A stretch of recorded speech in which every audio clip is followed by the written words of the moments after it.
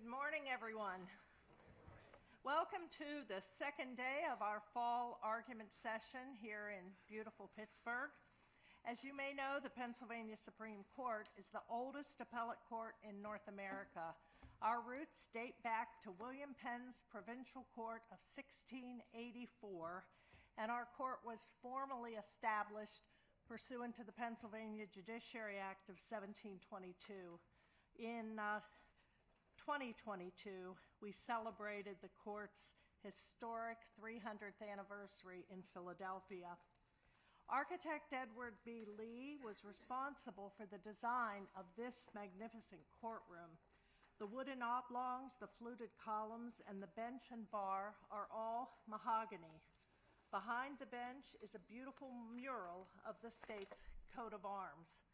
That same coat of arms is carved into the justices' chairs, and individual elements are represented in wood medallions on the bench, specifically a ship carrying the state's commerce to the world, a plow working our rich natural resources, 3 golden sheaves of wheat representing our state's fertile fields and our citizens' wealth of human thought and action. And finally, an American bald eagle demonstrating Pennsylvania's loyalty to the United States. It is truly an honor for us to sit and work in 3 beautiful courtrooms in Pittsburgh, Harrisburg, and Philadelphia. Before we begin our session, I would like to recognize some law students who are here today. These students include second and third year students from Duquesne University, Klein School of Law, and the University of Pittsburgh, who are currently serving as interns for Judge Beck on the Superior Court and Justice Wecht on the Supreme Court. Would you students rise so we can acknowledge you? Thank you for being here. We always love having students in our courtroom, and we hope you find this session educational, if not entertaining. Thank you. And of course, the burden is on the attorneys to not dissuade any of these students from pursuing a career in law. Before we begin the first case, I would like to remind counsel of a few things. Appellant's counsel, please approach the podium when your case is called. I will then give a short summary of your case. You may then begin by stating your name and the party you represent, and please introduce your co-counsel to the court. The justices are familiar with your cases, so I ask that you avoid any unnecessary recitation of facts or procedural history, and instead focus on the main issues on which we granted review. Counsel is welcome to rely on their briefs for any particular issues. In cases where there are multiple parties represented by separate counsel, you should avoid repeating the same arguments as your prior counsel. We do not permit rebuttal. Please try not to interrupt the justices when they are asking a question. A justice's question is not meant to trip you up. It just indicates there are particular issues we want to explore further. While there's no time limit for argument in our court, I will advise counsel when we're satisfied that all of our questions have been answered, and at that time, I will ask that you conclude your argument. Mr. Minner, please call the first case. Commonwealth of Pennsylvania versus Mary Crosby, representing Mr. Crosby, Mr. Brady King, representing the Commonwealth, Mr. Francesco Napa. Good morning. Good morning. How are you? In this discretionary appeal, police began to place appellant in handcuffs while investigating a DUI. After the officer placed appellant's arm in a handcuff, appellant refused to cooperate and began to scream and pull away. As a result, the officer forced appellant onto the ground in a continued effort to handcuff him, and appellant continued his resistance. Ultimately, after the officer threatened to use his taser, appellant provided the officer with his free arm, and the officer was able to place appellant into custody. We granted allowance of appeal to consider What conduct justifies the use of substantial force to overcome a defendant's resistance for the crime of resisting arrest? Please proceed. Thank you, Your Honor. Good morning. May it please the Court and Mr. Nepa. My name is Brandon Ging from the Allegheny County Public Defender's Office, and I represent Mr. Crosby in this matter. Thank you, Chief Justice. Your factual summary is completely on point. Ultimately, the crime of resisting arrest can be accomplished one of two ways under Pennsylvania law. First, in an effort to prevent a lawful arrest, the defendant's resistance creates a substantial risk of bodily injury to the officer or another individual. Or alternatively, the defendant's resistance is of such magnitude that the officer is required to use substantial force to overcome it. This particular fact pattern deals with the second disjunctive provision. What do we mean by substantial force? To that end, you gauge in statutory interpretation. And this particular crime was enacted in 1973, so it's slightly older than me. And interestingly, it's never been amended. The words have always remained the same. So I went back and I looked through dictionaries, Black's Law Dictionary from 1968, Black's Law Dictionary from 2019, Funk and Wagnall's Dictionary from 1982, Merriam-Webster's Dictionary, the online version. And I just tried my best to pick apart these words, substantial and force, because they're not defined by the statute themselves. They're not defined elsewhere in the Crimes Code. And under those circumstances, we look to dictionary definitions. And in my assessment of these words, there is consistency. Substantial means substance, actually existing, real, not imaginary, not elusive, solid, true.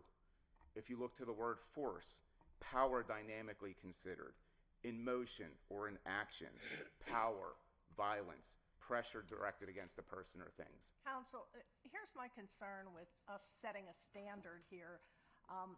Isn't it just entirely fact-intensive trying to define this based on the myriad facts that occur in every case we get on resisting arrest? Admittedly, every case is fact-intensive. In my assessment of the case law from the Superior Court over the years, there seemed to be some measure of consistency. The cases that I've traced back through go back to the early 80s, through Commonwealth versus Rainey, Commonwealth versus Eberhardt, Commonwealth versus Lumpkins, Commonwealth versus Miller. And there's multiple cases in my brief. Ultimately, I do think there has to be some measure of a test defined here. This is the first case I've ever experienced where the mere threat of force was deemed enough to constitute resistance. If it was, you say the mere threat of force, what do you call the officer having to take the defendant to the ground? That's not a mere threat, right? The officer had to take him to the ground. Correct. Why is that not substantial force? So, if you look to the statute and you look to the note, our statute resisting arrest is modeled after the Model Penal Code. But the one thing it says is what differentiates it. It is not attempt to criminalize minor scuffling incident to arrest. Well, yeah, I saw that language too, which I guess comes from the 60s, doesn't it? Yes. And I guess I'm less concerned about what somebody in the 1960s said than trying to decide what substantial force means now in this environment. And it seems to me that we want to steer clear of circumstances that would constitute a different crime, which would be aggravated assault, right? So that minor scuffle language seems very peculiar because that could be aggravated assault, right? So if an officer has to take somebody to the ground, why shouldn't that be resisting arrest? So my answer is somewhat multifaceted here. Ultimately, for lack of a better way of saying it, arrests are not always time seamless. Few individuals, when an officer is going to say, I need to place you under arrest, there are people that are going to push back verbally or sometimes even physically. I don't think we want to criminalize the situation where someone simply doesn't give him his hands and then any failure to do that results in some measure of resisting arrest. So to your point, if you even want to constitute simply taking somebody to the ground, certainly force, then we can get into question whether that constitutes substantial. But then there's some additional language, whether it's required or justified under the circumstances. So in this particular case, as I interpret the Commonwealth's argument, they're acknowledging he was not actually tased. I think that acknowledgement is somewhat begrudging, but ultimately the facts in the testimony bear that out. The officer testified that while this individual was resisting, he pulled out his taser, he removed the cartridge, he pulled the trigger near his ear so that he could hear it, and basically was saying if you continue to do this, cartridge, yes. Counsel, you keep referring to the taser wasn't used, but that is the actual force. What you're arguing is there was no actual force. The statute means. Why is the use of a taser not means? Because you keep going back, and I noticed in your briefs, it's all about what actually happened, and that's not what the statute is. The statute employs means justifying or requiring substantial force. Is it your position that the use of a taser is not substantial force? I believe the actual use of a taser. If I have a taser, do you think, and I'm pointing it at you, do you think I'm exercising some substantial force at you? At that point, no, Your Honor. Okay. Ultimately, if you employ it, I think we can agree that that's substantial, that's force. Then we get into the other part. Was that required or just? Force applied. I do. Despite what the statute does not say. And if so, explain to us why we should create this new interpretation of the word means based upon your argument. As I interpret the Commonwealth's argument, and I think it focuses on that language of the statute itself, is they said, look, ultimately he didn't employ the taser, but he could have to its full effect. And I struggle with that because the reality is an officer could always pull out his taser. But would it be justified? That's, see, it's not just required, it's justifying or requiring. Yes. So in the regard that you're responding to Justice Dougherty, the question would be, would the officer have been justified in these circumstances in actually sending the barbs, not just doing the dry stun? Yes. And are you maintaining that he would not have been justified in doing that? I am. In this particular, again, like, I apologize for coming full circle. I'm not convinced a threat is force, and even if you want to constitute force, it's not substantial. Mr. King, isn't this really just error correction? I'm sorry? Isn't this really just error correction? Because you're asking us to kind of develop a standard. I mean, I think maybe the statute is intentionally drawn the way it's drawn to allow for the circumstances that the justices are asking you about. Justification.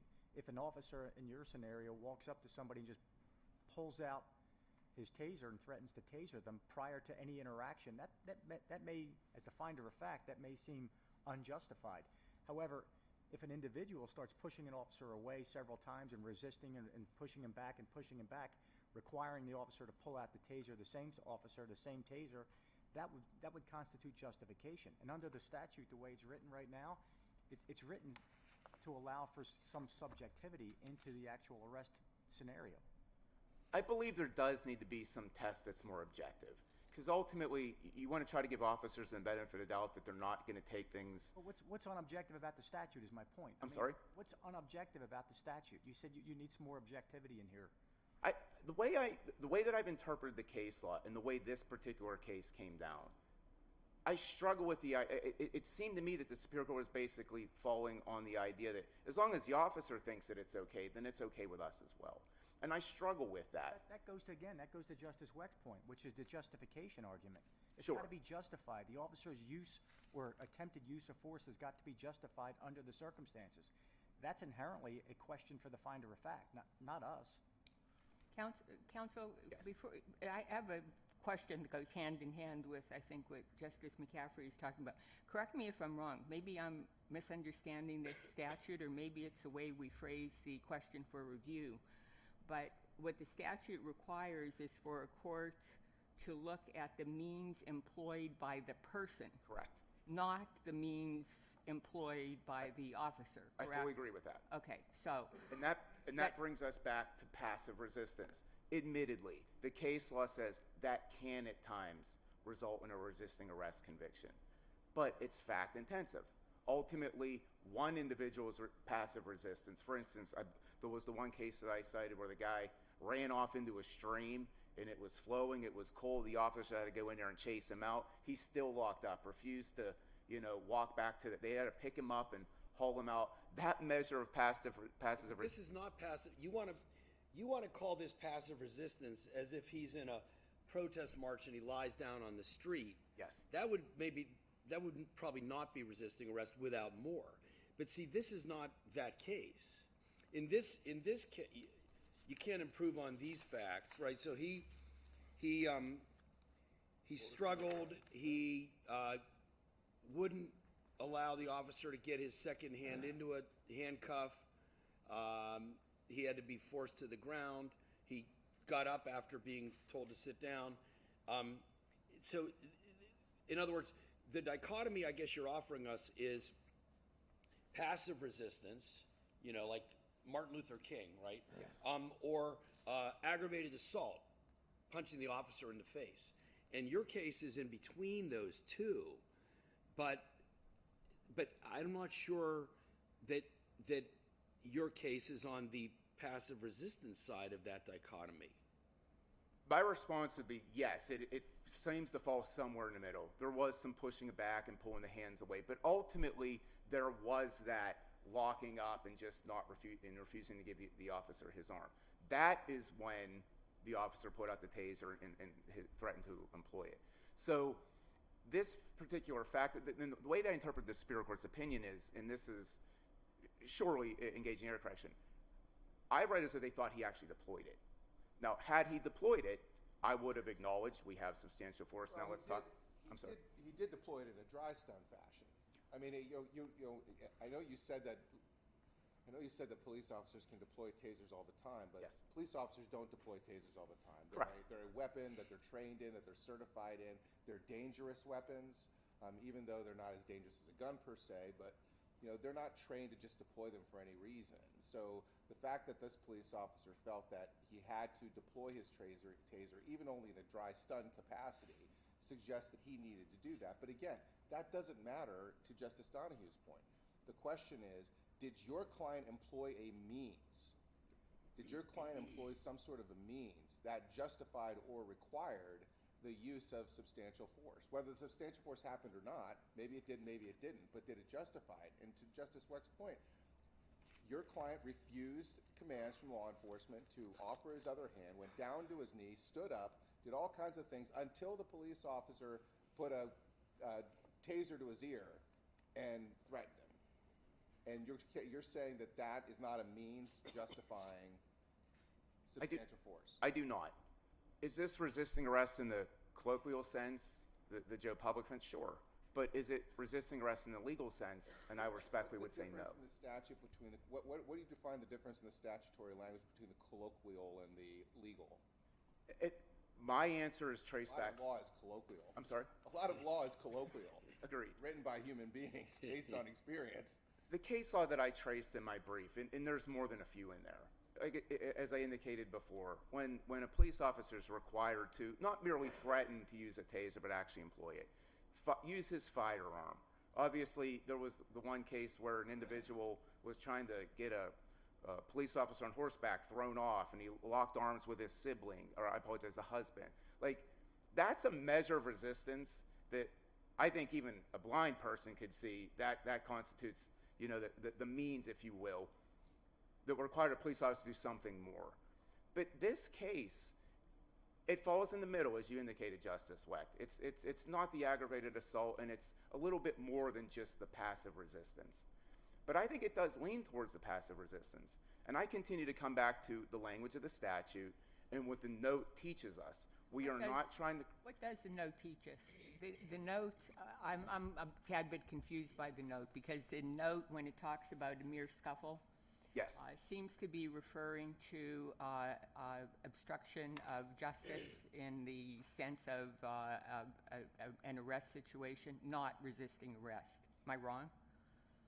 They're I'm sorry, could you talking repeat? about two different. They're talking about two different sections of the Model Penal Code. Yes. Ultimately... What you're talking about is not the comment that goes to resisting arrest. It is the comment that goes to obstructing the administration of I'm- justice in the sense of making an arrest. I'm referring to the comment that it's in the resisting arrest statute. And it mentions the idea that we are not here in Pennsylvania trying to criminalize minor scuffles, instant arrest. Now, the two cases that I point to significantly, Eberhardt and Rainey, they're from the early 80s.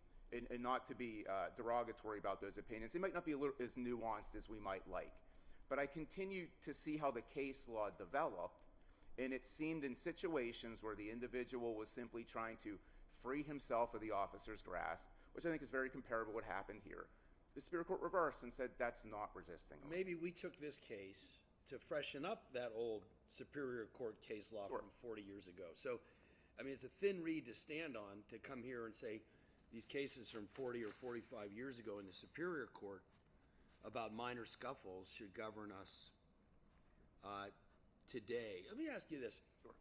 Should the standard require that that the trial courts or the fact finder, under instructions from the judge, be required to take into account the size and condition of the actors, the officer, and the defendant? I think so. And how would that work in terms of an instruction or interpretation of the statute? Ultimately, it's a totality of the circumstances type of situation, and I think obviously the fact finder presumably has the ability to physically view the defendant as well as the officers involved, and come to some sort of reasonable, I hope I'm answering your question, but I think that this case obviously shows that there's a little more than meets the eye. First, we have to define force. Once we do that, we have to define whether or not it was substantial, and even if you meet those two words, then we have to go a bit further and say, but was it required or justified under the circumstances? You're reading the statute backwards. I'm sorry? You're reading the statute backwards. Exactly. Backwards. First, you have to decide. First, you have to look at the means. You have to look at the means employed by the person who is not cooperating with the law enforcement. Agreed. And I Start apologize there. for admitting that. Yes. So starting there, why isn't it? If you want clarity, why isn't it simply apply the word resist the way the word resist is understood by everybody in the general public? If a police officer asks for your hands to put you under arrest and you don't cooperate, you're resisting. You are. If you're moving your hands, if you're running away, if you're shaking, or if you're doing anything like that that's preventing the police officer from engaging in a peaceful arrest of you, that's resisting. Period. It is But that wouldn't justify using substantial force. That's Correct. the second part of the test. Correct? Ultimately, I will being a police officer is a dangerous job. And there's many reasons why I'm not a police officer, that being the chief one. But I also think that seamless arrests, for lack of a better way of saying it, sometimes are the cost of doing business. And police officers who typically have firearms, they're trained and they tend to be, bigger, stronger. We expect and we hope that they don't have to resort to physicality to bring people in line. And there's going to be a time and a place where an individual's means are going to require that use of force. But the means could be dictated, to Justice Weck's point, by the circumstances. If you're a state trooper on the side of a busy highway and you're trying to effect an arrest, and you have this person who isn't cooperating, but cars are buzzing by and it's dangerous, his resistance, while maybe in a different circumstance may not necessitate some form of physical activity, under those circumstances it may be justified for the police or for the trooper to get that person under control, to get off of the busy highway. So it's contextual, it's factual, it's very much so. So I'm not sure what we can offer to explain it if it's something that's so fact intensive. As I indicated before, and I apologize, I feel like I'm talking in a circle, every case is fact intensive. But I do think that this court is in a position to offer some guidance, a test, if you will, because I'm concerned, as a defense attorney, but also as a citizen of Pennsylvania, that any measure of not just turning over your hands and saying, take me well and we'll deal with it later, while a reasonable person may do that, not everybody's reasonable. In search of a standard here, let me ask you: is there a circumstance in which An officer being forced to take an adult male to the ground is not substantial force. Standing here before you right now, I struggle to find a fact pattern where that would not apply, because I do think is the way I've defined force. It's certainly physicality. It's substantial in the sense that, you know, you had to take him to the ground. I would concede, without trying to be creative here, that that would be substantial force. I mean, you're not a giant, but if an officer had to take you to the ground, forced to take you to the ground, wouldn't you call that substantial force? I would. How about if the officer tripped the person as opposed to dragging him to the ground? Like a leg sweep, something along those lines? Yeah, I mean, ultimately, I do think it's substantial force. Then, from my analysis, then you have to look into whether or not it was justified. Then, the fact that I'm this big and the officer is this big and he outweighs me by 200 pounds, then you might be able to say, well, wait a second, now it wasn't justified. So, as I indicated before, there's this case, this fact pattern, this statute, there's a little more that meets the eye. There's a lot to be considered, and I hope that this court is in a position, because you are in a position, to offer us some clarity. I don't think we want police officers to be in a sense that any time anybody offers any measure of resistance, verbal, it just means take them down. What is your proposed test? I think you have to look at it what a reasonable police officer would do. And I know that, you know, sometimes when you talk about the reasonable person, that can be kind of bland. But ultimately, that's why I struggle with the idea that, well, if a police officer said he could do it, okay, that's the end of it. And I think we have to look past that. They're obviously involved in ferreting out crime, and they might see things a certain way. I think you have to look at it for where a reasonable person would. And that's how I would define it. It's, again, like ultimately, you look at the means, as you indicated, Justice Brobson. That's your starting point. Once you figure that out, now let's look to see, was there force, was it substantial? Or if there wasn't force or substantial, would the means have justified it anyway? Correct. And like in this situation, I actually commend the officer because he showed restraint. You know, he felt that at that particular time and in this set of circumstances, there wasn't a need to do that yet. The threat alone might have got this individual to comply, and it did just that. But then the superior, I'm sorry. He took him to the ground. I mean, initially, yes, he did. Well, he took him to the ground. I thought we agreed that that is substantial force. No? I would agree that's substantial force, yes. Okay. But the way I interpreted this case, the way that I interpreted the Superior Court's analysis of this issue, it was the threat of the use of a taser which resulted in the resisting arrest. That was required, sorry to interrupt, Counsel, but in this case, that's what was required after the officer had to take him to the ground. Yes. He still wasn't allowing him to get his other hand in cuffs. At that point, the officer did the dry stun with the taser. Yes. So that's on top of taking him down. Correct. So it's not just like verbally saying, I don't want to be arrested or something like this. No, certainly not. So did your client impose, let's forget about the dry stun taser and let's focus on the takedown. Did your client engage in means that justified or required the takedown? I do not think so. Ultimately, as everyone agrees, he wasn't just giving the arms out and ready to be cuffed. But again, this comes back, and we're not trying to criminalize minor scuffling. It's the cost of doing business as a police officer. Well, let me ask you a question. Yes. What would you suggest the officer should have done in this circumstance? I mean, you made the point that he was rather restrained in his reaction to this. I mean, what is he supposed to do? Try to talk him into allowing him to be arrested, or what? Let him go? No. I mean, I think the officer's response was acceptable. I just don't believe there's a resisting arrest involved here. Oh, so you think the officer acted appropriately based on the circumstances, but it doesn't justify a charge of resisting arrest? Ultimately, yes. So the officer was faced with a person who employed means that justified him exerting substantial force by taking him down, but somehow, some way, even though that's all there, your client shouldn't have been charged with resisting arrest.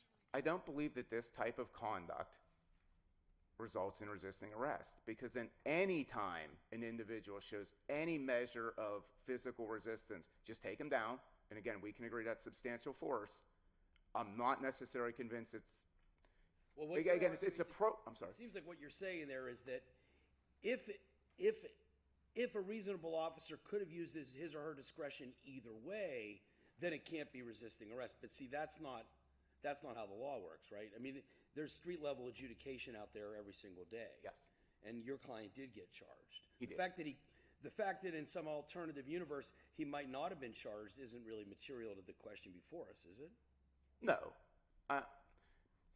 And you're not maintaining this was insubstantial force. You're conceding this was substantial force. I'm conceding that a takedown, as I've defined it in my brief, is substantial force. You're left to argue that it's not justified here. Well, yes, to that end. But again, as I've read the Superior Court opinion, they kind of pushed that aside as almost noise. And they focused on this taser. And they said he had to deploy a taser. And that is, that's the end of it. Like, of course that's resisting arrest. And that was the focus of my brief in I believe, the Aplt grant. He didn't use a taser. He merely threatened to use a taser. I guess I disagree with that. He used a taser. He just didn't use it. He used it one way. He just didn't use it the other way. But then it kind of brings me back to That's a degree. like saying, you pulled out the gun and you threatened to shoot somebody, but you didn't use the gun. I mean, you used the gun. You used the taser. He brandished the taser. He didn't use it. Well, he dry stunned him. He never physically touched the individual. And I know we might be splitting hairs, and I I think we're splitting hairs. but I think I think it is an important distinction, because again, that brings me back to any time a police officer just removes his taser and says, "Hey, be careful, next time I'm going to use it," you could argue, but he used it because. Mr. King? That's like saying if you shot at him with a gun, but you missed him, you didn't use the gun. Well, I see the comparison, but I do think it's but I would disagree with that. I mean, obviously, if you shoot a gun at somebody, I mean, then what are we getting into whether you're actually trying to hit him or just trying to threaten him? But here, ultimately, this was certainly a mere threat. This was nothing more. I'm sorry? No, go ahead, finish. This was clearly the officer saying, if you don't comply, the next time the cartridges are going to be in there. I cannot define that as substantial or force. And it's not just me defining it. I think the dictionaries would support that definition. That was the focus, obviously, of my brief. And to your point, yeah, obviously the means matter. He resisted in the colloquial sense. He did not go quietly into the night. The officer took him to the ground. But I do think that there's more involved here, not just with the facts of this case, but certainly how this statute is interpreted. Counsel, yes. just one more point for clarification. Sure. Forget about the taser. The officer had to take your client down in order to arrest him.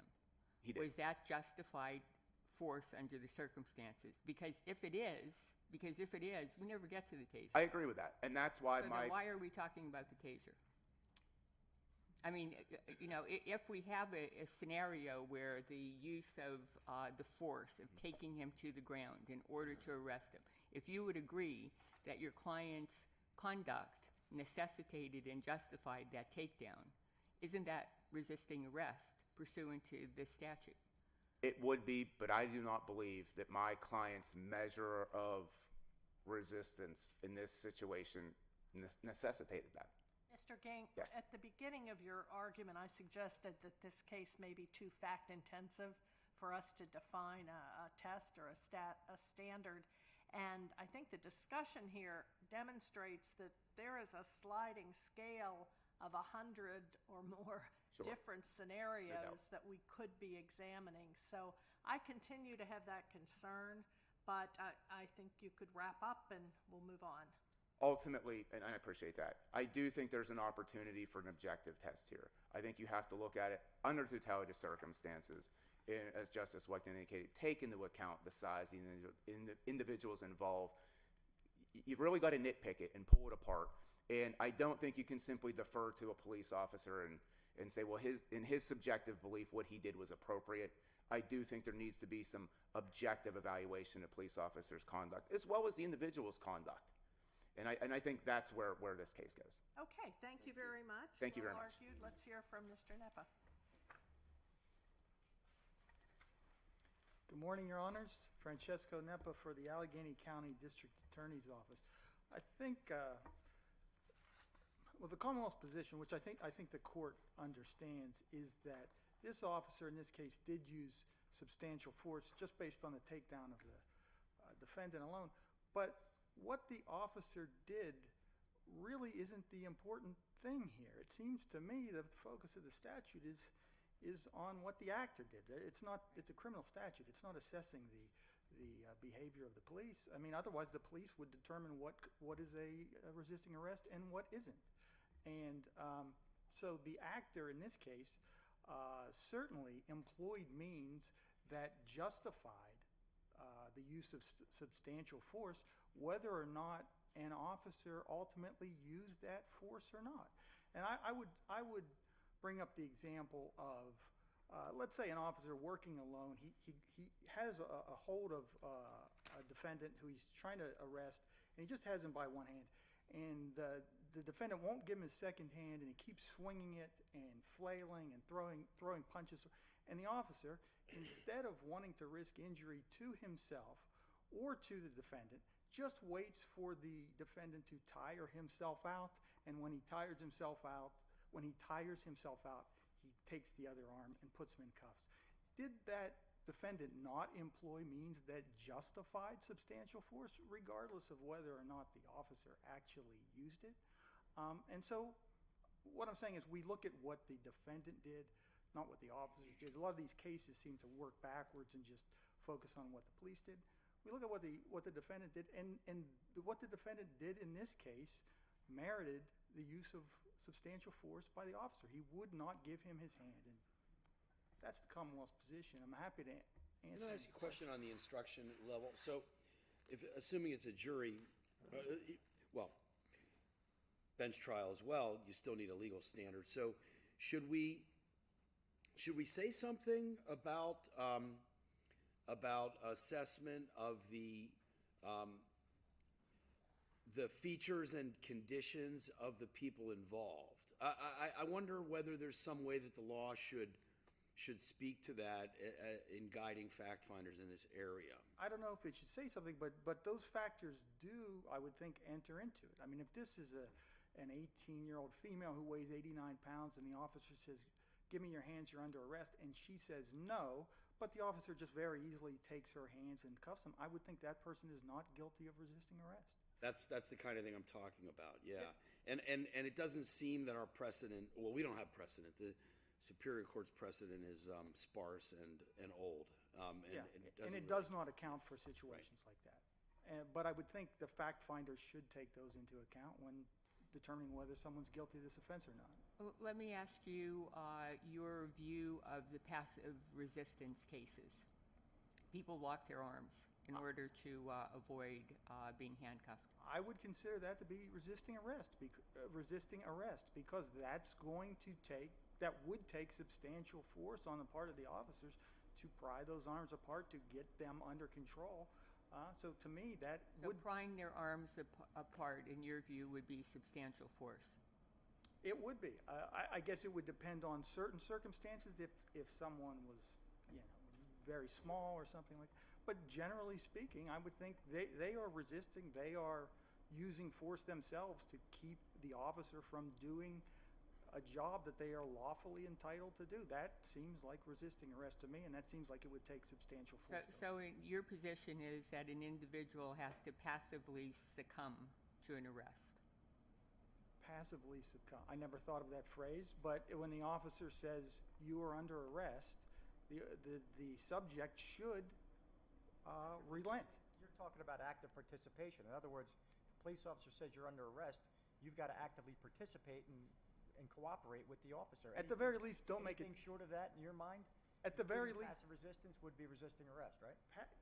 That would be, but at least don't make it difficult on the officer. If the officer says, give me your hands, and you don't do it, but it's very easy for the officer to get those hands, you're not fighting him, then perhaps that's not resisting arrest. Well, so the act of handcuffing someone is an act of force that a police officer would have to use somehow, some way.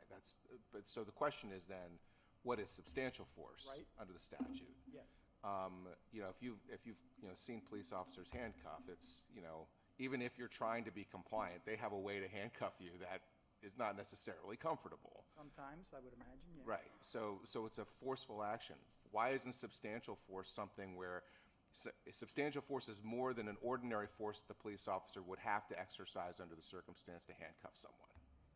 Yeah, but wouldn't it be, and if we're going back to the passive resistance example, wouldn't that be something more than just the ordinary? Yeah, I agree. I'm just trying to say if we're trying to take this very simple statute and add layers of definitions on between force and substantial force, I would offer substantial force is anything more than a police officer would otherwise have to use to handcuff somebody. I would agree. And as Mr. Ging, in his brief, writes a definition of substantial, considerable in extent. I mean, that seems like anything beyond just the normal. The normal force that you would have to apply to handcuff somebody. Would you agree that if it's not insubstantial, it is by definition substantial? Probably. Okay. Probably. Mr. Nepa, do you believe there's anything in the statute or the minimal case law we have from the Superior Court that requires clarification by this court? Well, certainly the Rainey case from 1981. I mean, that can't stand. I mean, it seemed like a free-for-all between the police and the defendant, and they called that minor scuffling. I mean, that seemed to be a problem for the Superior Court for a while to have to deal with. And even still to this day, I think there are trial court judges or magistrates that are quoting language from those cases. So I think that definitely needs to be dealt with. Well, you think a minor scuffle would be resisting arrest? I mean, obviously. I mean, you're on the verge of saying any passive resistance. It depends what we're calling a minor scuffle. If an officer is putting someone in handcuffs, and as Justice Brobson said, sometimes they do it in a way that is painful, and if a defendant says, "Ow, that hurts," and swings his arm or elbows the officer, that would be a minor scuffle that I would think would not be resisting arrest. Yeah, because the test isn't that's why Rainey is so unsatisfactory, because the test isn't whether it's a major scuffle or a minor scuffle. The test is whether the actor used means that justified or required the officer to use substantial force. Right. Is that right? That's right. Yeah. So we do need to freshen up, whatever we do in this case, one thing we need to do is freshen up this old Superior Court language, right? Absolutely. Absolutely. All right, any other questions for Mr. Nepa? Thank you very much. Thank you both. Well done. Mr. Minner, could you call the next case? Penncrest School District, Mrs. Thomas Cagle, representing Mr. Cagle, Mr. Brian Cagle, representing the school district, Mr. Shifflett.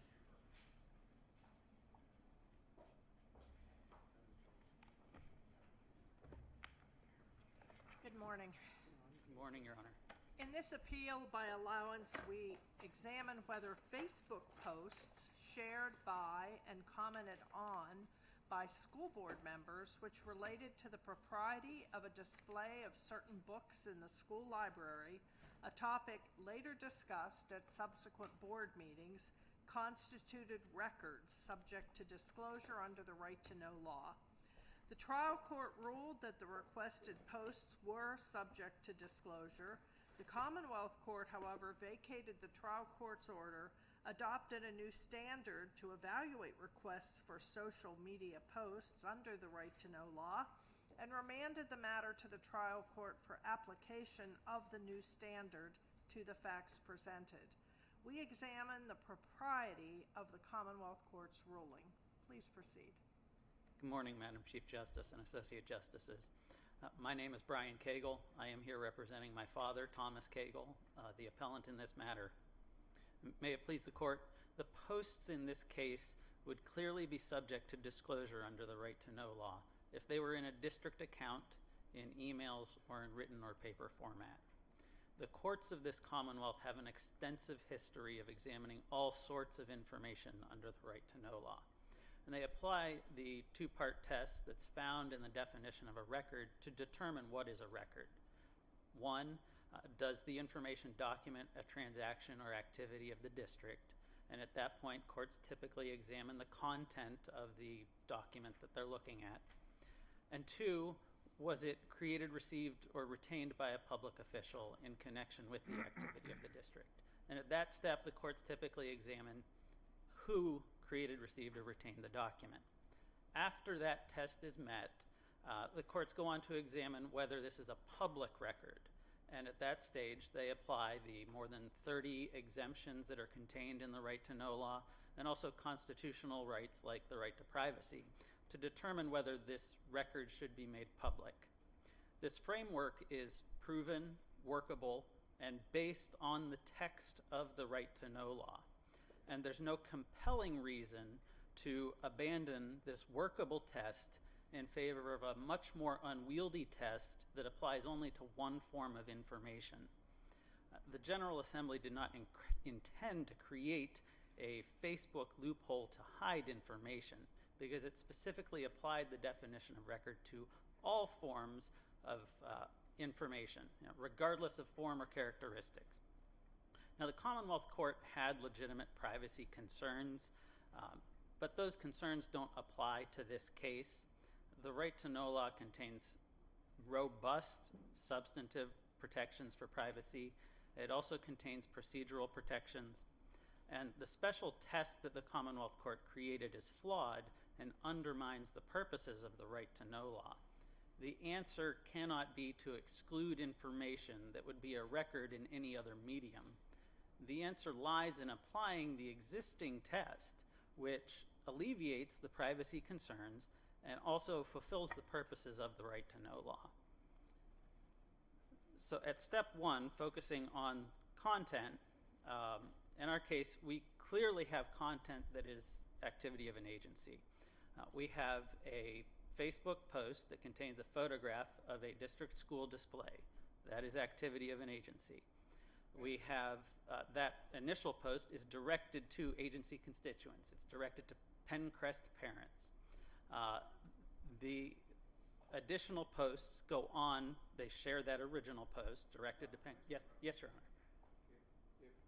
If I'm not an elected official and I take a picture of Penncrest school, of a school, and I post it on Facebook, you're saying that documents an activity of an agency? No, Your Honor, because at step two of the test, it wasn't created, received, or retained by a public official. Well, presumably the school was created by the public official, by a public official, or by the school district. The document itself. So if we're looking at the two-part test, so yeah, the first step is content. Right. What is in there? You said if I Second post. step, What was your scenario? You said if someone posts a picture of a display at a school on Facebook. that meets step one, but Which it is doesn't what? meet. Step one is does it document activity of the district? Okay, so if I post a picture of a display, that documents an activity of a district, but if I post a picture of a school, it doesn't document an activity of the district. I doubt that would document an activity of What a if I district. took a picture of my son's football game? Does that document an activity at the district? Yes, it probably would, but I think we need to go beyond that to go to the second step of the test, because that still doesn't meet the definition of a record because it's not created, received, or retained by an agency official. I'm troubled by your first proposition, because the idea that the General Assembly intended when a family posts a photo of their child playing a sport, that gets you into the front door of the first part of the test of the right to know law. I have a hard time believing that the General Assembly intended that. I don't think the General Assembly intended that. I think that's why they created the two parts, that it has to be created, received, or retained by a public official. On top of that, in order to be a record. What if I'm also a school district director and I'm taking a picture of my son at a football game? I get past the first two parts of your test. That is correct. Is that what the General Assembly intended? No, because I think then you can go to the next step and say, is this exempt? You could say, is this subject? So this is interesting. So that the General Assembly intended that when I just because I happen to be a school district director, when I take a picture of my son playing football at a football game, I have created a record and all records are presumed public. So I have created a public record that is presumed to be subject to the photo of my son is presumed to be a public record, and only if the school board that I sit on argues that it's exempt does it no longer become a public record. That's the statutory paradigm you're advocating for. I think that's the statutory paradigm. Now, obviously, the General Assembly did not put this into the first part of the test, but I think you could look at whether it's a purely private post. No, they didn't put that in there. Where's that in the statute? It's not. Right, and you're not even arguing that. You're arguing that unless the school district fights your right to know request to get pictures of my son playing football, that I have to make them available to you under a right to know request simply because I'm a school board member. I think that gets to the point of whether it's agency activity. Well, you just said it was. You said it's an activity of the agency. I asked you. Maybe I misspoke. So, is a football? I'll give you another shot. Sure. Is a high school football game an activity of the agency? Yes, that would be an activity. So if I take a picture of my son playing a football game, I happen to have the privilege of being an unpaid elected school district member, and I take a picture of my son playing football at a football game, and I post it on Facebook. That is a public record subject to request by the right to know law, and I am at the whim of the district to have to litigate whether an exemption applies. I don't believe you're at the whim of the district at that point. Well, the agency, it's the obligation, it's presumed public unless the agency establishes an exemption to apply. Not me. I don't have the right to do that. It would have to be the agency. So the Office of Open Records has issued guidance on that issue to say that where there's the potential privacy interest, that the agency needs to inform the individuals involved so that they can assert whether or not they have a privacy right or some other right to exclude that as a record. What's the privacy right of me taking a picture of my son playing a football in an open field in the public? Well, I'm not sure, and I think that's where there needs to be line drawing, but I think the line drawing needs to be done on a case-by-case basis to determine what those interests are. If it's just simply a photograph that you take to share with family and friends, that's not going to be something. I can't imagine the court and even the Office of Open Records saying that that's something that would be public, that you don't have a privacy interest. Let me offer you a contrary interpretation. Sure. The right to know law was intended to get documents that document the activities of an agency. That means the decisions agencies make, the meetings, contracts, all these things that hiring, firing, things like that. That was what it was meant to conduct. And that private activities of individuals themselves, not of the agency, are not subject to the law. Sure. Private activities are not activities public engaged records. Activities engaged in your personal capacity do not document a transaction of the agency. I think that so it would not be a public record because there is step 3 of the analysis that the General Assembly imposed. There's 30 or more exemptions under that analysis for things that the legislature has already done some heavy lifting on to say these are definitely not public records. Even though they might be a record, they're not public records. No, you've got it wrong. You're misreading the statute. A record of an agency is presumed public unless someone establishes an exemption. So the minute it's a record of the agency, it's presumed public until an exception is asserted by the agency. My understanding of Section 305 was that the presumption doesn't apply if there's a privilege or another statute. But it has to be asserted. Correct. Right. So if nobody asserts it, you get the document. Well, I believe that the individuals involved can assert that right. And this court, and I know this court has struggled with that privacy issue because the General Assembly didn't make it clear on how somebody can assert their privacy right. And that's why the Office of Open Records created a guidance to say when an agency is reviewing something that's a record that might have a privacy interest involved, they're supposed to inform the individual who might have that privacy interest or whatever other interest they may have, so that they can assert whether or not they want this request to be denied. Counsel, could Yes, we Your Honor. talk about the facts of this case for a minute? Sure.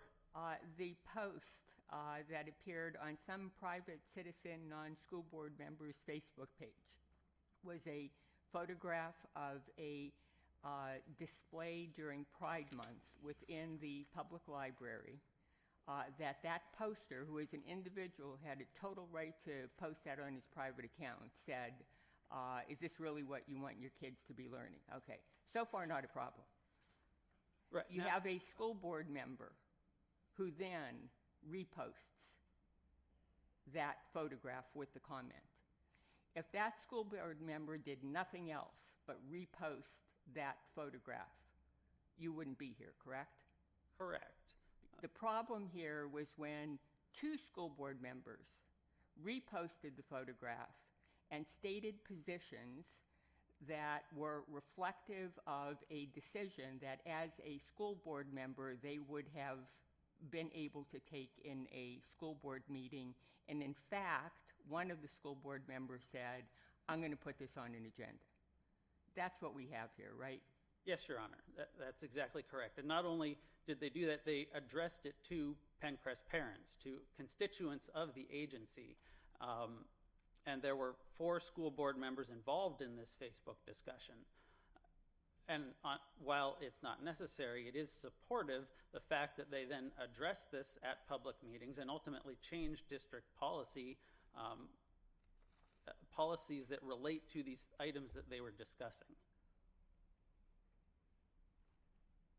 Okay, thank you.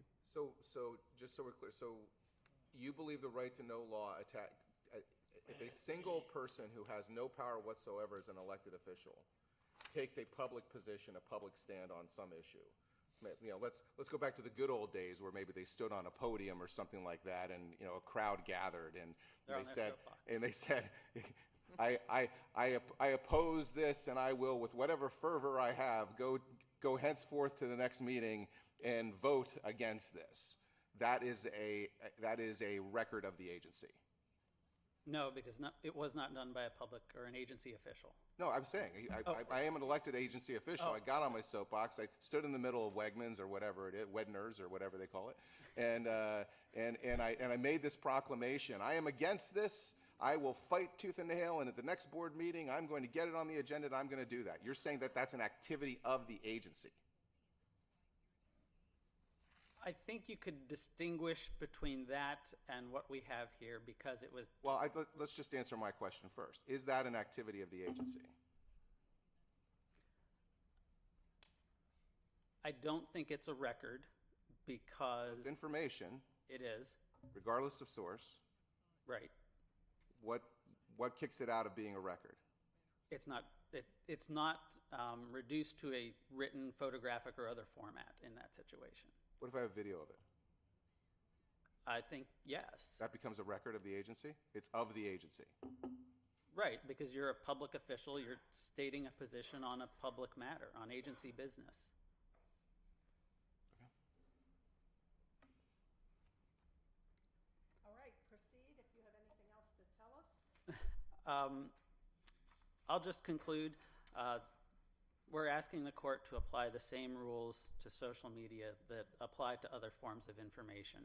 Using the existing test that's based on the text of the right to know law, we're asking the court to reverse the decision of the Commonwealth Court and reinstate Judge Cunningham's decision that these posts are subject to disclosure. Thank you, Mr. Cagle. Let's hear from Mr. Schuber. Good morning, Madam Chief Justice, and may it please the Associate Justices. Jordan Schuber on behalf of Penncrest School District. And before I get started, I have the great pleasure of introducing my colleague Tom King. It should probably be the other way around, and Tom King should be introducing me since he's appeared before this court many times. He requires no introduction. Your Honors, I want to start off by picking up on something that Justice Donahue said towards the close of the questioning of my esteemed colleague, Mr. Cagle. The Malik case is exactly the issue I think that Justice Donahue touched upon, where in Malik in the Commonwealth Court, they were looking at the scenario where 2 or more supervisors created a quorum to bind the agency. And to Justice Robson's point, that was missing from the argument this morning from my colleague. You hit the nail on the head when you said, would we be here if this was just somebody reposting? And the answer to that was no, and that's quite correct. And that's in fact what did happen with at least one of the Facebook posts. Mr. DeFrancesco simply reposted a third party's Facebook post, which he absolutely had a right to do as a citizen. His argument hinges on the other 2 school board members. That's correct. Who stated their positions. I don't know how you disassociate their private position from their position as a school board member in that context, but let's take for the sake of argument that they were expressing their opinion as a school board member, that the post depicted something that was pure evil. Public record? So I'd be remiss if I didn't address the elephant in the room, which is the First Amendment. And Justice Kennedy hit the nail on the head when he said, First Amendment freedoms are most in danger when the government seeks to control thought or to justify its laws for that impermissible end. The right to think is the beginning of freedom, and speech must be protected from government because speech is the beginning of thought. Nobody's suggesting you didn't have the right to say it. The question is, does it become a public record under the right to know law, under the circumstances that we have? He can absolutely say it. He could say it at a school board meeting. He could say it anywhere. The question is, saying it on this Facebook post that's published to the members of the district, I mean, kids' parents, does that become a public record? Is that a public record? I think the Commonwealth Court rightly dealt with a very difficult issue. The criticism of the Commonwealth Court is that the test is too convoluted, but they took a swing at a very important issue, and I think they got it right. I think they were forward-thinking in that they looked to Lindkey, which I had an opportunity to listen to the oral arguments in preparing for my oral argument this morning, where the Supreme Court of the United States and Justice Amy Coney Barrett talked about the context of where these statements are made. Yeah, but that was a Section 1983 liability question and whether or not there was state action. I mean, I saw the reference to that case in various of the briefs, but make the direct connection for me. And we did concede in our brief in a footnote that there is a distinction, and rightfully so. A big one, right? I would argue that it's not so big, because I think that despite the fact that that's in the context of a 1983 claim and we're in the context of the right to know law, where you make these statements is critical. And I think the Commonwealth Court's well thought out analysis of how you look at each one of these circumstances in an individual capacity, just to touch on the point of the content of the Facebook post itself, I'm here on behalf of the citizens of Pennsylvania. Anyone who makes a comment in a Facebook post as an elected official now runs the risk, as the folks in Lindkey said, that they could be uncertain, or they could potentially self-censor simply because of the fact that they're an elected official. They don't have to self-censor anything. The question is, does the public have a right to know about those posts in the context of a right to know law? I mean, there's no liability suggestion here. Well, the liability is that any account that you think is private, but they didn't think this was private. Becomes a public record. They did not think this was private. If this was somebody's private Facebook post, we wouldn't be here. I mean, this was a public posting to the citizens of the school district. I mean, if this were a private post, I'm with you 100%.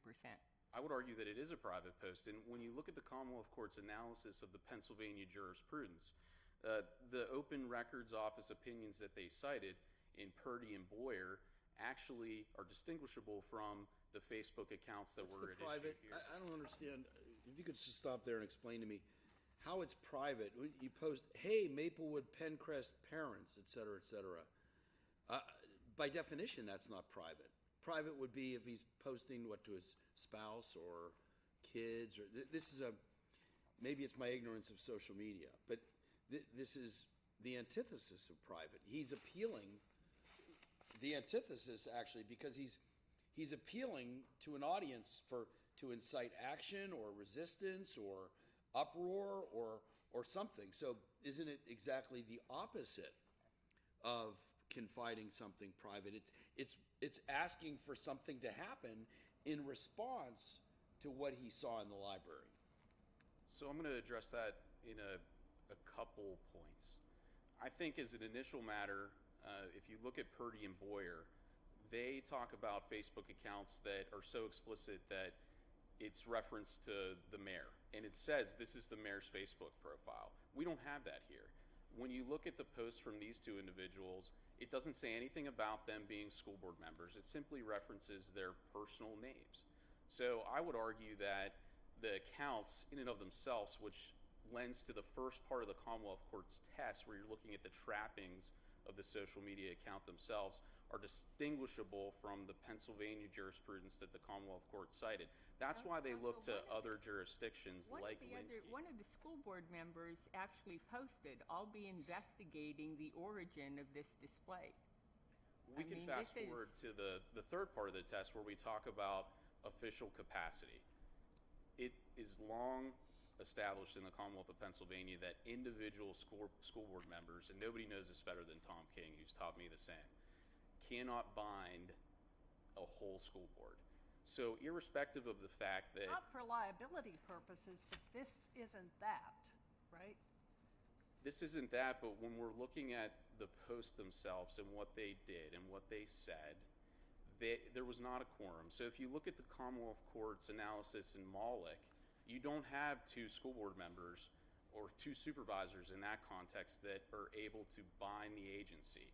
Similarly here, even if you argue, to Justice Donahue's point, that there are two school board members, that's still not enough for a 5-member majority to bind the agency. So my argument would be that it's not official action. It doesn't bind the agency. It's not an activity of the agency because there was never any ratification at a public meeting of anything related to the posts. In fact, Maulick doesn't require that, though. I mean, you could. The concern in the email cases, all the email cases, is that school board members would engage, not school board members or township supervisors for that matter, borough councilmen, would not use official email accounts or not have sunshine meetings and engage in deliberations via email outside of the public and private email accounts, and then turn around and argue, then come to the meeting and say, here's the vote, but there were actually deliberations that should have been public. That's the concern about the emails. Also the concern was there was a quorum. There was a certain number of people that could be engaging in those emails. I think the question is engaging in, and I probably know less about social media than Justice Weck does, engaging in this thing that is neither social nor media, where you just put this information out there and say whatever the heck you want to say, as an individual who lacks the power to do anything. Is that an action of the agency? If it is an action of the agency, then everything an elected or unelected public official says about anything that their agency they work with does is subject to the right to know law. Well, that's exactly the point. And when I was reading over the Bowling decision, one of the things that Justice Castile said that the Madam Chief Justice, I think, agreed with his dissenting opinion in Bowling was that this could institute even more litigation that exists in the right to know law than's already present. I thought the PSBA amicus brief did a great job referencing the statistics of the right to know law and how there's been an increase since the pandemic, really, of right to know law cases, right to know law appeals. And if that's the test, and any person can now post a simple I mean, arguably, we're here because somebody just reshared a post, not to get into the intricate details of social media, but without saying anything additional, we're arguing that that's potentially a public record. That's That could not be what a happened here. That's not what happened here. If the school board members would have just reposted the private individual's post, we wouldn't be here. But they actively commented on it. I mean, the trial court, and it was, tell me why the trial court was wrong, because he may be. But here was the trial court's view. A public official cannot pander to chosen constituents on a personal Facebook page and then hide such views from the public on a matter involving school board activities or business. Why was the trial court wrong? I think the trial court was wrong because in this case, we don't have a scenario where there was a vote that was held in secret. We don't have the email scenario that I think is well-established law in the Commonwealth of Pennsylvania. This is a subset of that with the Facebook social media issue. But we don't have that scenario where these folks were on Facebook essentially holding what would be the replacement for the public meeting at a rightly advertised public meeting of the school district, making a decision about these issues. And if you look at the reproduced record and you look at the facts that are available to the court to investigate, we really don't have that. We have folks that shared their personal views on a library display. And I would even argue as a threshold matter, that library display is not an activity of the agency. To Justice Brobson's hypothetical, I think that was right on point. That was simply a display, as the article in the reproduced record argues, and the superintendent at that time said was a display in reference to Pride Month. It doesn't. But if the school board members posted the comments they've posted, it indicates that they believe the school board has the authority to prohibit the school from having this display about Pride Week because, in their view, it advertised to the student body that homosexuality was cool. So clearly they're talking about what they believe the board has authority to ban. The point there would be that that's one or two members of the school board. It's not at a public meeting as a committee of the whole, which would require a 9-person vote to. Well, then you're limiting it to just the votes. I mean, you're changing the statute to only encompass records of the votes of the full board, and I don't see any support for that interpretation in the statute or in the cases. You have a series of school board members here discussing what they're going to do about this, and there's going to be an investigation, and they're going to look at the origin and agenda and everything.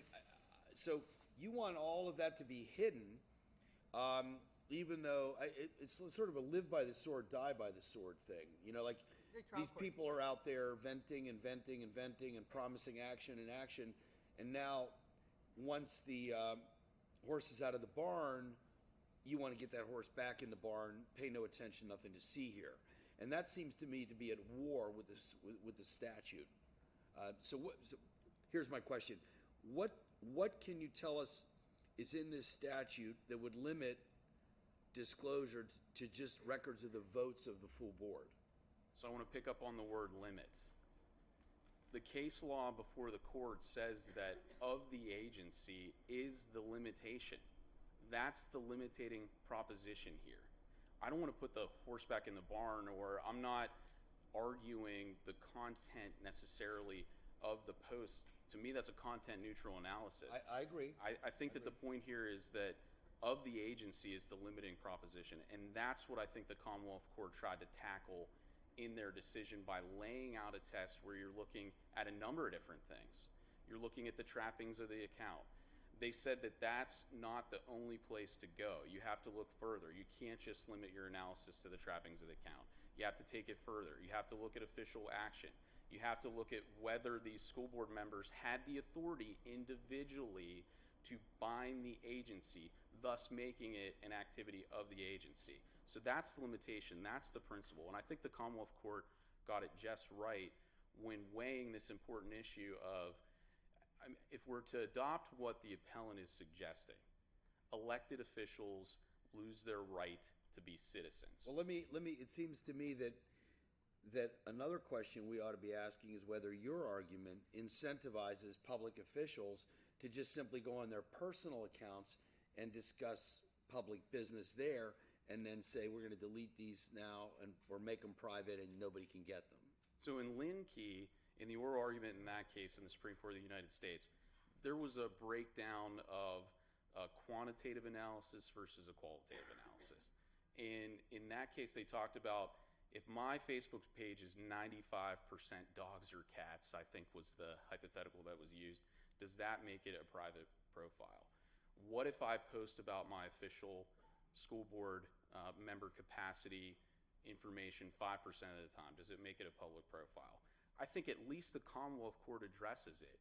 I think it gives school board members pause to say, is my account private? Is it public?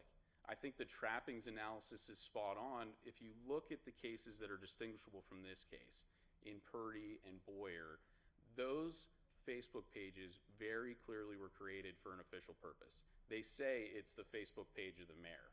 They say it's the Facebook page of the official government actor. I think that if then you're operating in your official capacity, still I would argue to the court you don't bind the court by simply sharing your viewpoint as one person, absent the ability to actually take action at an official meeting. Which would be public. Which would be public. Right, that would be subject to the right to know law, whatever action is happening at the official meeting. Because that fits squarely within the limiting proposition of the agency. But Mr. Schubert, if I understand that a Facebook post could be viewed as private if it's sent to your sister and your uncle, and you're sending pictures of your kids or whatever, but these posts were posted to all parents in the school district. That I don't understand the private argument. That seems public to me. I think Justice Amy Coney Barrett's hypothetical, the backyard barbecue, addresses this point. I think when you look at the context of where these statements are made, it's critical to the analysis. If I'm voicing my opinion as a school board member at the public meeting in front of the public, then I think that satisfies the requirement that it's a part of the school board member's official capacity. But if I'm making the argument, even in a backyard barbecue, maybe there's more than just my sister. Maybe there's more than my immediate family members. Maybe it's a gathering of 20 or so people. Maybe it's a political event. Maybe it's a political event. But if I'm at the backyard barbecue and there's 15 or 20 people there, it's still more than, it could arguably, it's not quite, it doesn't rise to the level of it necessarily being a public forum, is what I'm trying to say. But this is a, go ahead, yeah. Is Chief Justice Todd's question factually correct that these posts went to each and every single family in that school district? Justice Mundy, that's the question that I was trying to address with using Justice Amy Coney Barrett's hypothetical. I would argue no, because a Facebook post only reaches the audience of folks that look at it. Is there a record in this case, although they were private, personal Facebook pages, they were publicly shared, and I'm not sure that your understanding of what publicly shared is the same as what the court understands or thinks that means. I had this exact question when I was preparing for the argument. If you look at the posts in the record, there's a globe at the top that essentially means it's public. If it was to individuals, it would mean that it was private to the individuals that you share it with. I think the point here is that the original post is from a third party that absolutely had the right to go into the Penncrest High School library, take a photo of that display. These school board members, not a quorum, as talked about in Mullick, decide to then reshare that to a public audience. But the question is, how far does that reach? I would argue that it was not intended to a direct recipient. Wait. It's a public. It says, hey, Maplewood, Penncrest parents. Just a little pic of what is on display at Maplewood High School Library. I realize this makes me a hater, but I'm totally okay with that label. I don't know how Facebook postings work with public and private exposure, I admit that. But when you direct a post that I believe is going to the public, if the public chooses to look at it, and you're addressing it to, hey, Maplewood Penncrest parents, that seems to me to satisfy the public part of this inquiry. How I would answer that question is, a lot of school boards now actually have Facebook pages that are directed to their constituents, directed to their public. If this post was posted not from the third party, but on an official district account, then I would argue it reaches that intended audience. But I don't think you have that here. In particular, one of the things I don't want to forget to say is that in the social media policy of Penncrest School District, in the record at page 49A, it talks about the fact that Penncrest School District's policy does not advocate for sharing Facebook posts on any public Penncrest account. So these folks and their logins were their personal accounts. They weren't a district account. They weren't shared in a district forum. They were shared at large, which to me represents their First Amendment right to say that they may not agree with this particular. So counsel, go ahead. Can I follow up with one thing? This was exactly what my point is. If I have a private Facebook account and I post something publicly, my guess is not one of you in this courtroom would receive that, because you have to be my friend to get my post. So is there anything in this record that establishes what the universe was of where this post went to? There's not. I would argue that at 49A, Penncrest School District's policy, as I just touched on briefly a few seconds ago, addresses that point. They actually limit where their elected officials can post official district business. But that's a different issue. Let me follow up what Justice Mundy just said. I have a post. It's a private Facebook. All my friends are my neighbors, so that would be inclusive of individuals who are in the Penncrest district.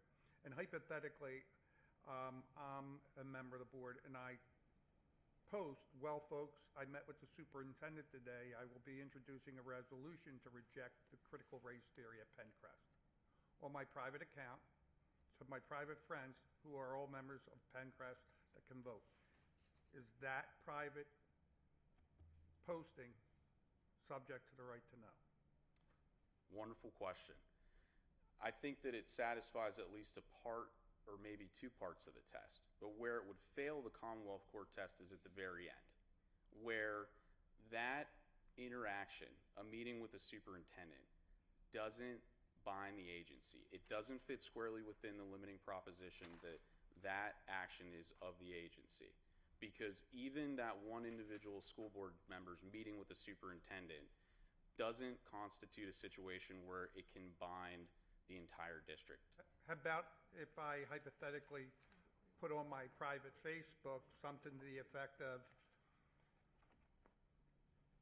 these are the board members who voted against the resolution, and I list all the individuals, and then I say, hey, Doherty's on the Democratic ballot in November running against Sally Mundy. It's imperative that we vote her out and vote me in. So there's one part of your hypothetical that would fit as a record. Whatever the vote was at the public meeting, that information is a record, I would argue. The rest of it, I don't think fits within the Commonwealth Court's test as articulated. So you're saying that I can out the members who voted against a position that I personally advanced, but I can't tell, but it's, I can't, I then cannot say, let's vote them out. That's not public. Only the fact that you can name the people who voted against the critical race theory hypothetical. The people that voted against the critical race theory in your hypothetical were folks that did that at a public meeting. Their votes at that public meeting are inherently a record. I got that, but I'm asking you, this is my private Facebook. Is that subject to right to know? I could get the video. We got that. I don't think the second part of the hypothetical fits within the limiting proposition of being of the agency. I think at least half of that does, because that interaction occurred at a public meeting, which is of the agency. If we're to adopt the test that the appellant is suggesting to adopt, then school board members, as in the argument in Linkey, they're going to be faced with uncertainty and self-censorship. They're not, how many folks are going to no longer run for particularly school board, where it's an unpaid position and there's really, it's a thankless job in a lot of circumstances, because of this uncertainty of not potentially being able to exercise their First Amendment rights or their opinions. They have a First Amendment right. They can say whatever they want to say. The issue here is, pursuant to the right to know law, does everybody else have the opportunity to know what they said? They could say whatever they want. I mean, that's just not the issue here. It depends They upon may the not want context. people to know what they said, but that's a different problem. I mean, and that's why you have the right to know law. It depends upon the context of where those statements are said. I think Justice Donohue's point is nobody's restricting their right of free speech. So I'm not sure your First Amendment. You keep going back to the First Amendment, but there's no First Amendment implication here. Nobody's saying they can't say it. They're just saying if you do say it, it's going to be public.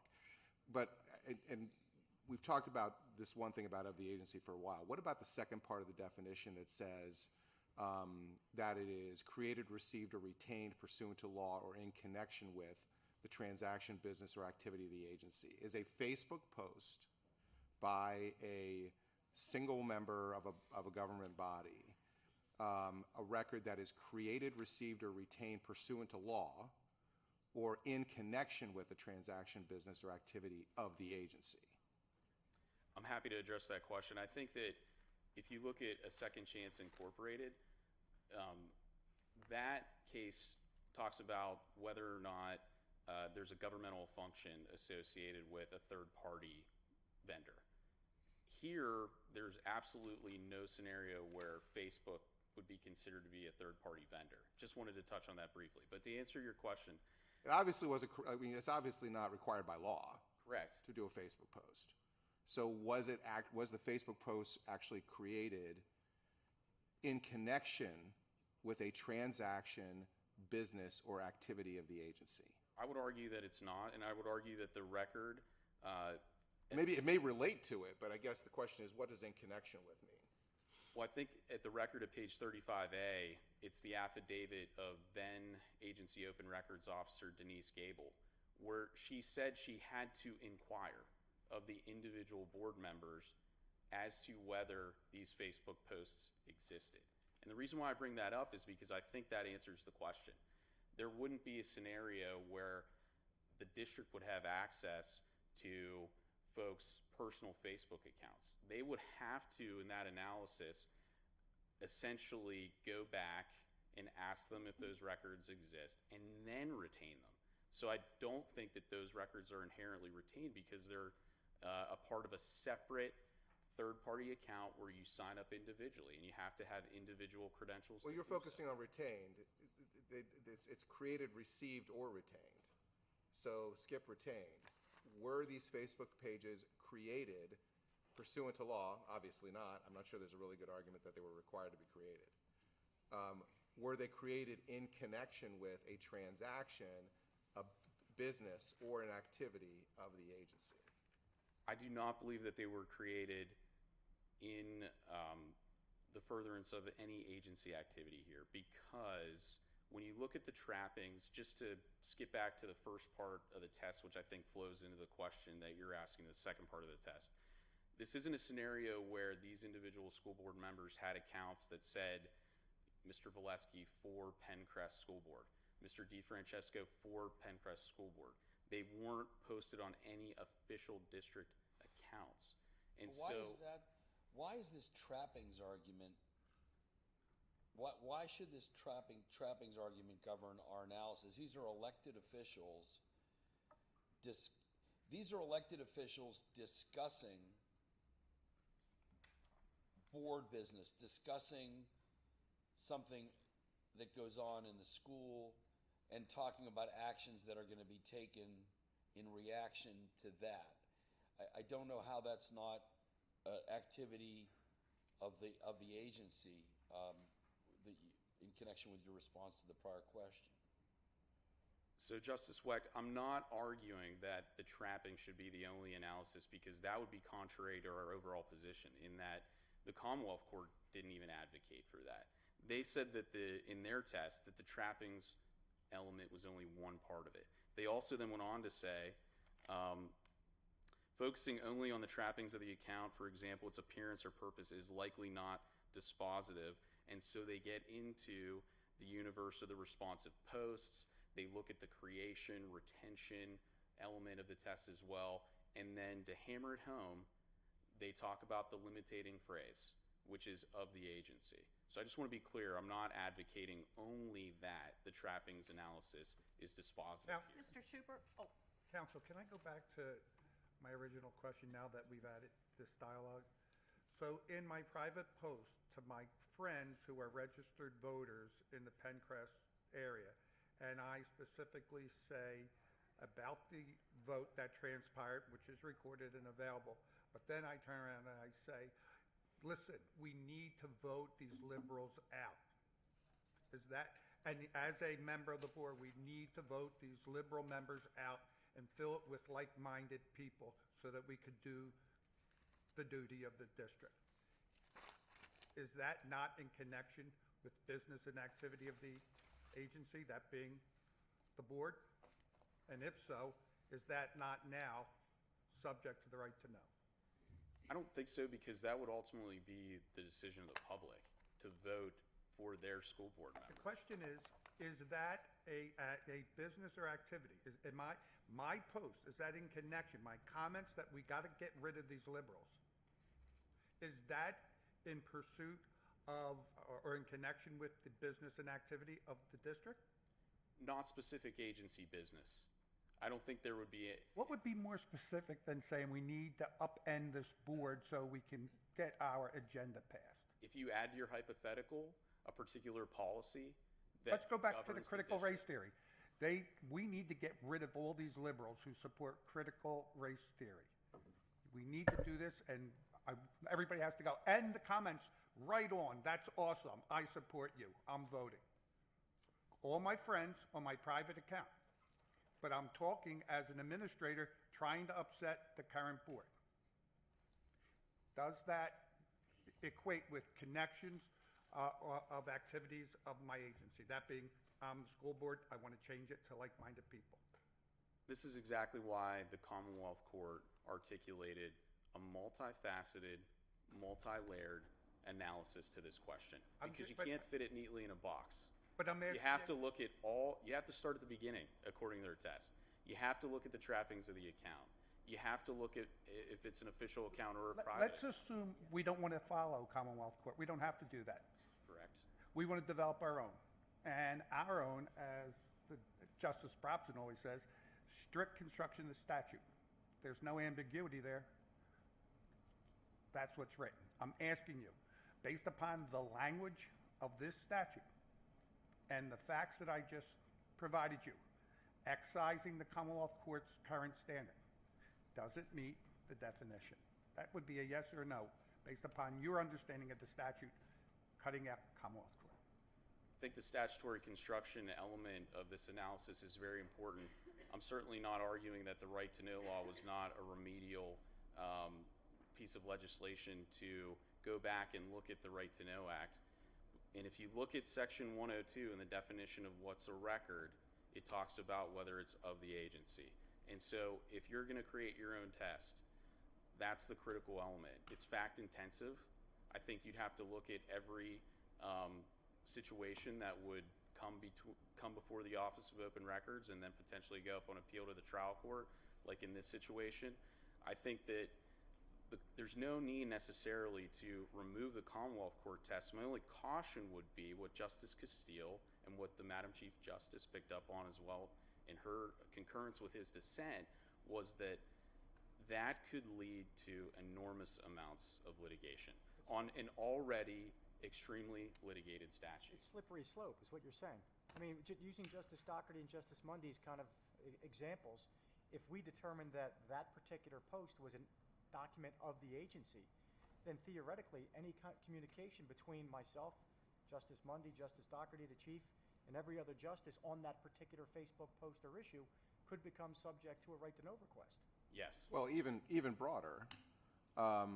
First of all, I'm not sure advocating the results of an election is a transaction activity of an agency. I don't think the agency can choose who their members are. But my big concern is if we go down this road, which we may, I guess it's possible we may, state representatives who post things about votes they're going to take or legislation that they're going to support or legislation they're not going to support or have instant messaging communications between each other or anything that they do on social media or even off social media for that matter, because it somehow, some way touches on a position that they are going to take or may take or are taking as a state representative, now the media or the public can just issue a right to know request to every state representative and every state senator and say, give me copies of any Facebook posts and responses where you talked about your position on Senate Bill blah, blah, blah.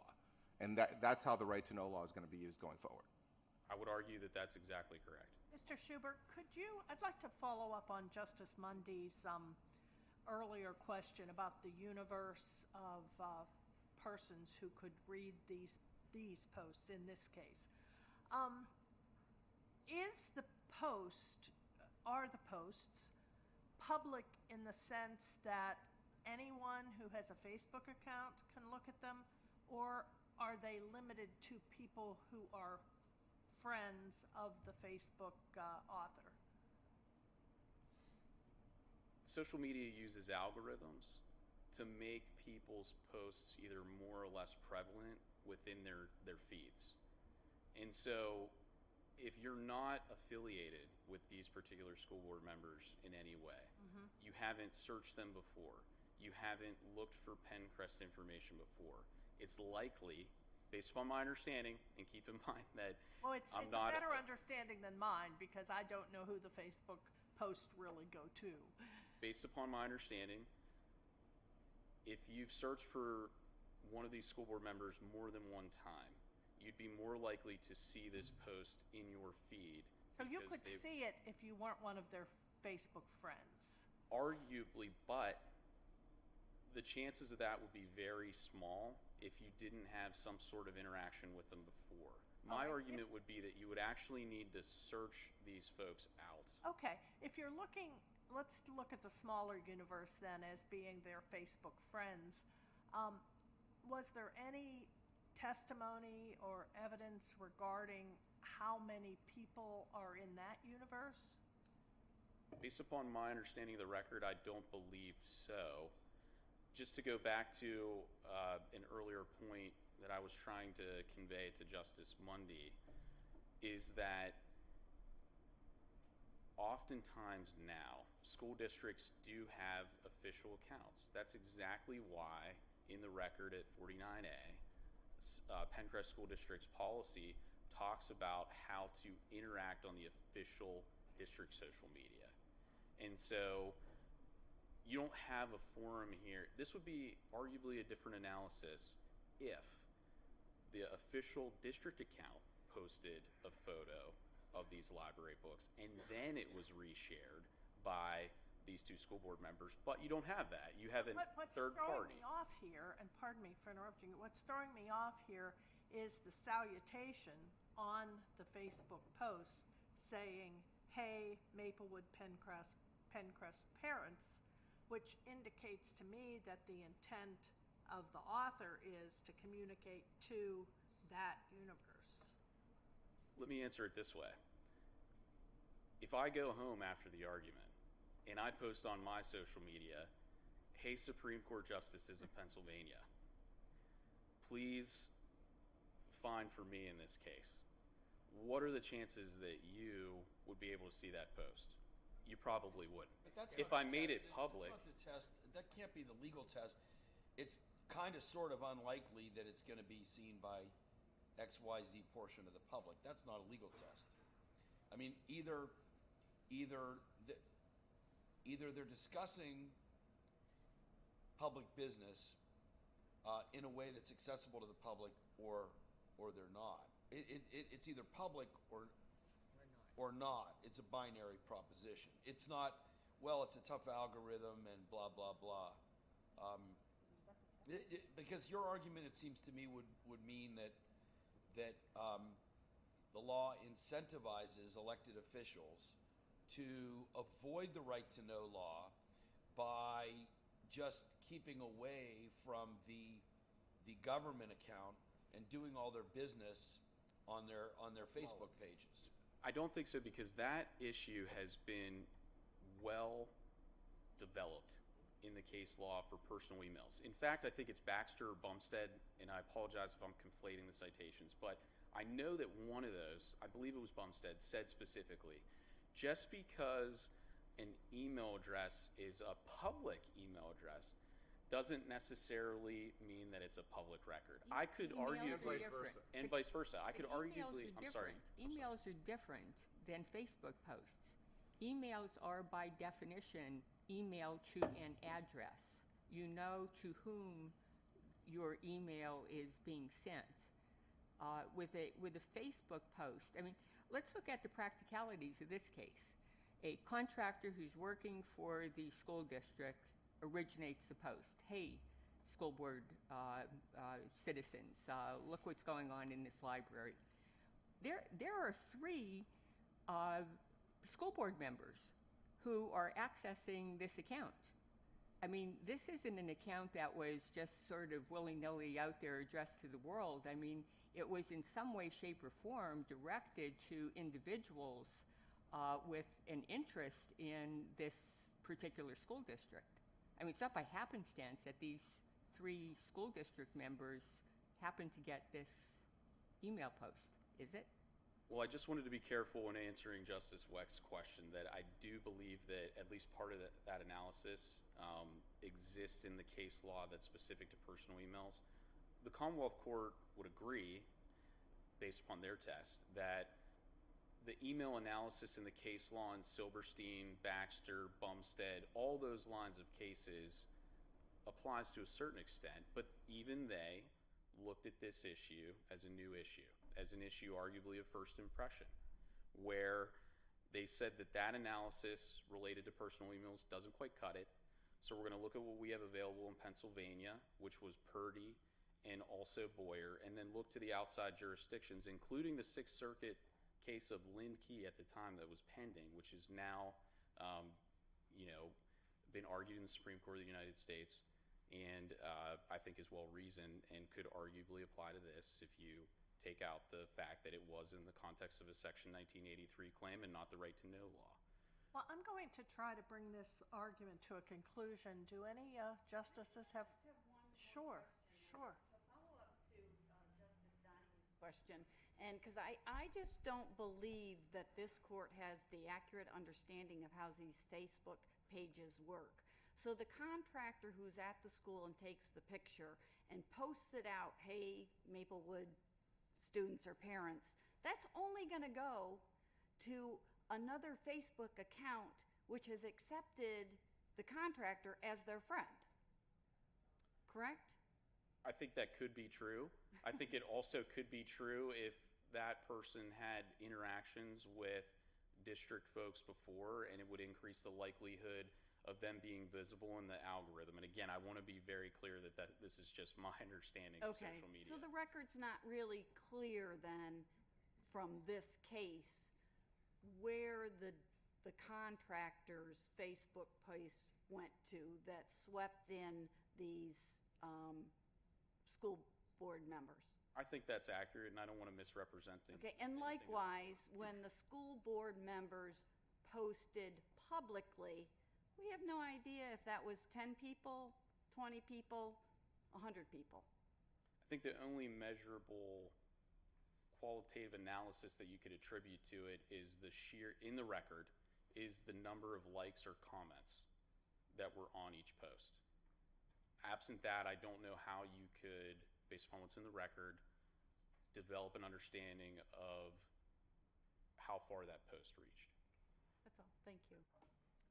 Any other questions for Mr. Schuber? Very well argued by both. It's a difficult case, an interesting case, and we appreciate your arguments. Thank you. Well done. Thank Mr. King, always nice to see you.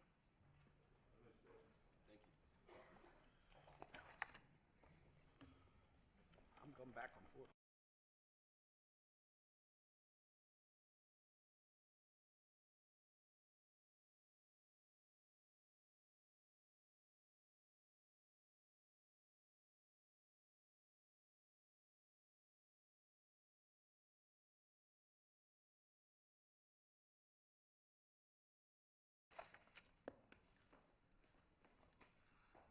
Eastern Steel Constructors versus International Fidelity Insurance Company. Representing Eastern Steel, Mr. Brian Shifflett. Representing International Fidelity, Mr. Patrick Cheese.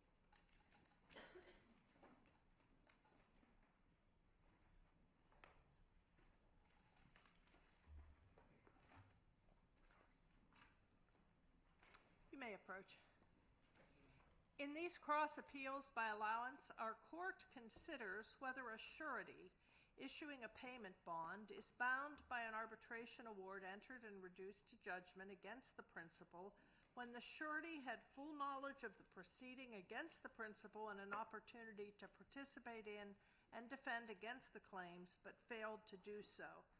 We must also consider whether a surety is responsible for paying attorney's fees and interest on an arbitration award entered against its principal when the terms of the payment bond cover labor, materials, and equipment. Lastly, our court will determine whether Pennsylvania's insurance bad faith statute applies to surety contracts. Thank you, Your Honor.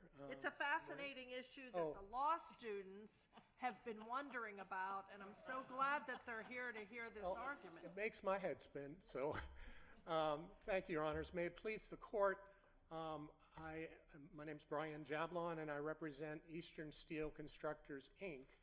And I'd first like to thank Your Honors for allowing me to enter my appearance pro hoc, a Maryland attorney, to argue before the court. It's an honor, but I got to say, this courtroom is so much nicer than Maryland's. Sorry to say that. They were the Court of Appeals. Now they're the Supreme Court of Maryland and justices as well. So a little practice calling you justices. State House is really nice, though. The State House is beautiful. And you Yeah. got the Naval Academy. Oh, the Naval Academy is fantastic. But the courthouse is kind of one of more modern kind of building. Well, I'm friends with your Chief Justice, so Oh, I'll be sure to mention that. Don't say anything. Gosh. Welcome in our courtroom anytime. Thank you. I appreciate it. On application. Right, on application. Yeah, and I'd like to thank Carl Myers, who is my local counsel here, who's helped me substantially with the case. If Your Honors please, I'd like to address the bad faith issue first. And what I'd like to do, before I get into the statutory construction, and that's what we've got here, is talk about what happens in the real world when a general contractor wants to procure contract surety for a construction job. So what the general contractor does is he first calls his insurance agent. And the insurance agent sometimes specializes in surety. And the insurance agent will take an application from the general contractor and submit the application to an insurance company. And as you'll note, the insurance company in this case is IFIC, International Fidelity Insurance Company. Counsel, can I just stop you for a second? Yes, sir. Because you just laid out something that you said happens in the real world that is not how I understand it happens in the real world. Okay, Your Honor. My understanding is on a big public project like this, when somebody wants to bid out the project, it's the owner of the project that demands a surety bond and actually sets forth what the surety bond is supposed to look like in form and coverage. And then if you want to bid on it, you have to find a surety that will issue that bond. That's right. Okay. That's different from what you just said. Well, generally with general contractors, they'll create a relationship with a surety company, right? Of course you do. Yeah, yeah. of course you. And so, for large public projects, there's a finite number of sureties that that will issue this type of financial coverage. Yes. Yeah. And so after that occurs, the bond agent takes an application, provides it to the insurance company. An insurance company licensed by the Commonwealth to sell insurance. An insurance company, and I think this is really important, and wasn't very, I don't think I really highlighted as much in my brief. That insurance company has to be capitalized to sell something called surety insurance. And the particular statute is 40 PS 386, and it talks about stock casualty companies, and it says the paid up capital stock for Fidelity and surety insurance must be $200,000. So this statute was enacted in let's see, 1929. That cuts against your argument, though. Yes, sir. Yes, sir. Sir, I think that cuts against your argument because, and I'm not anti-Maryland, I was born there, so I think it cuts against your argument, though, because it shows that the General Assembly knew when to include the word surety in connection with insurance, whereas in 8371, all those years later, when they came back to it, they deliberately did not include sureties in the bad faith statute. So it seems there's a disconnect there. Let me let you respond to that. Yeah. Let me first say the issue is construing the words insurance policy, and I agree with that. The other issue is that what is insurance? An IFIC insurer can only sell insurance if he's capitalized to sell insurance. Now let me address the specific issue, and that is that the statute doesn't define insurance policy, but it has to be read, and I'll go into statutory construction, that's what we're talking about. It has to be read in light of the case, let's see, Dario. Yeah, hold on just 1 second.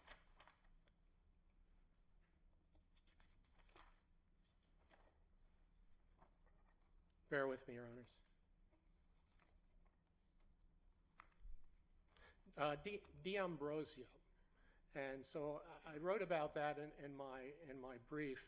And D'Ambrosio, the court was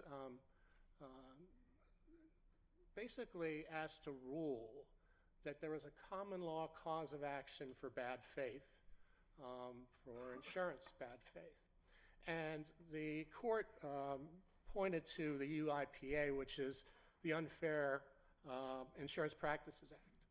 And in that case, the court said, no, you look at the Unfair Insurance Practices Act, it's a regulatory act, and it has certain penalties to insurance companies, and it does have certain civil penalties, amounts that the insurance companies have to pay.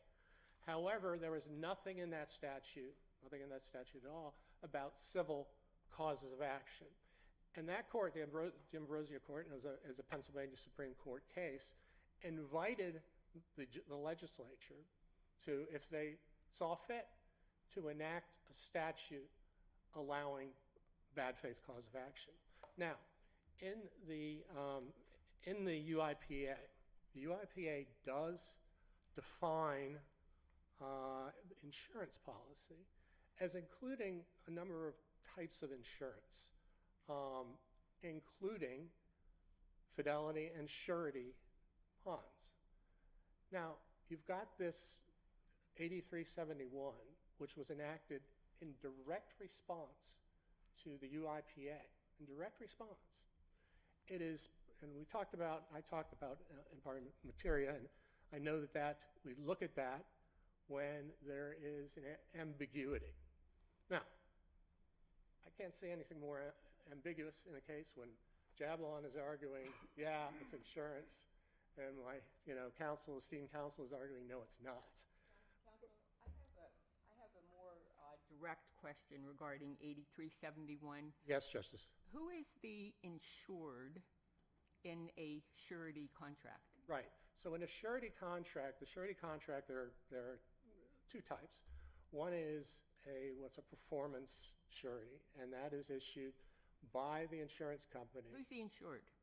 The insured would be, there are two insureds in a payment policy. The owner and the subcontractor. If you look at that, the subcontractor is a claimant. subcontractor is a Yeah, and actually the general contractor is the claimant as well. Correct. Well, that's right. But look at what the term insurance is.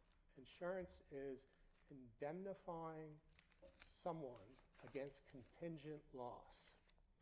That someone is known as an insured. The insured is the beneficiary of the policy. So claimant is an insurance word to begin with. Yeah, but So- you're confusing terms, and I understand why, because a surety contract really is not insurance. But it's being a beneficiary is not being an insured. Well, Your Honor, the statute itself uses the term insured, and that's why I'm asking for that answer, which is who is the insured. I think Justice Brobson is correct.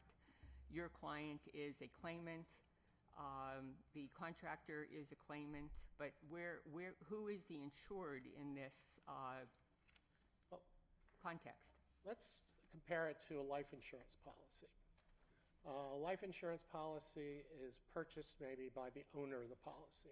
In this particular case, this policy was purchased by the principal to protect the owner and the subcontractor, as I said, against contingent loss of non-payment. And that's what an insured is. Let me see if I can read you the definition of it. Hopefully I have it here, and I know I defined the term insurance in my brief. Bear with me, Your Honors.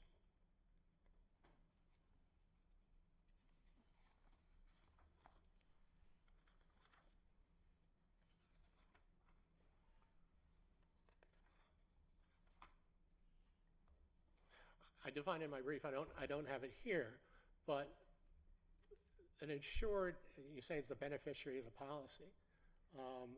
The insured beneficiary is insured. The beneficiary is the beneficiary of the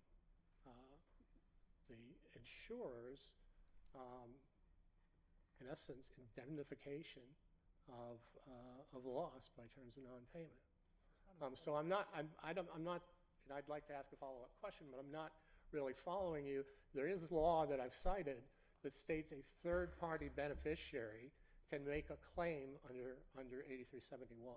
I'm not familiar with that. We never reached that the answer to that question. I mean, the only way I'm aware of that claims can be brought is either you are in fact the insured, or you have been assigned the claim by the insured. Yeah, I cited that in the brief. I'm not sure. I know the case. Oh, okay. We never reached the issue. We never got to that point, and it would be outside of the realm of the law as it is currently interpreted. Well, Your Honor, you know, if the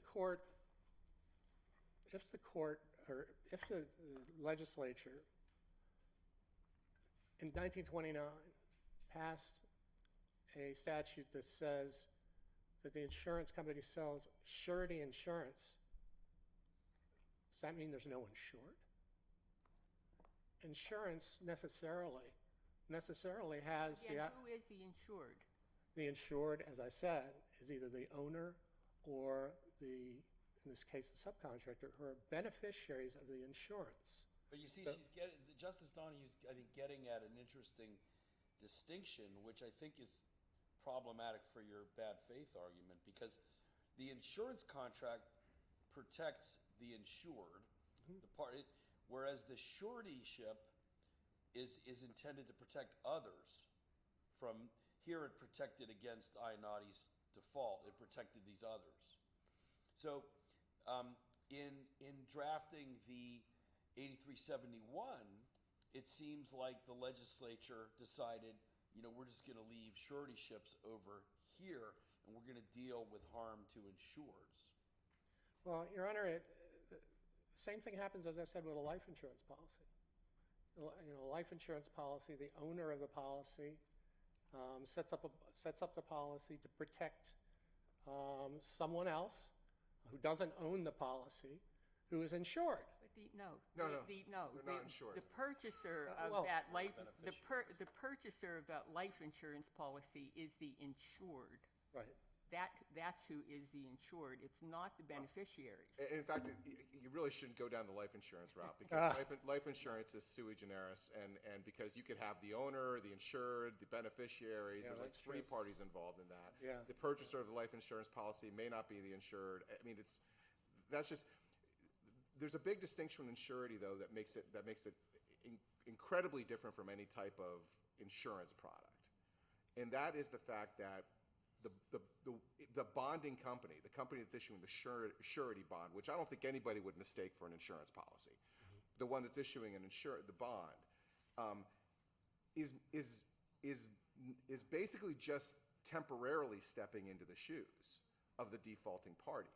They can and do often, if there's not judgment proof, they will pursue reimbursement of what they have to pay on the bond.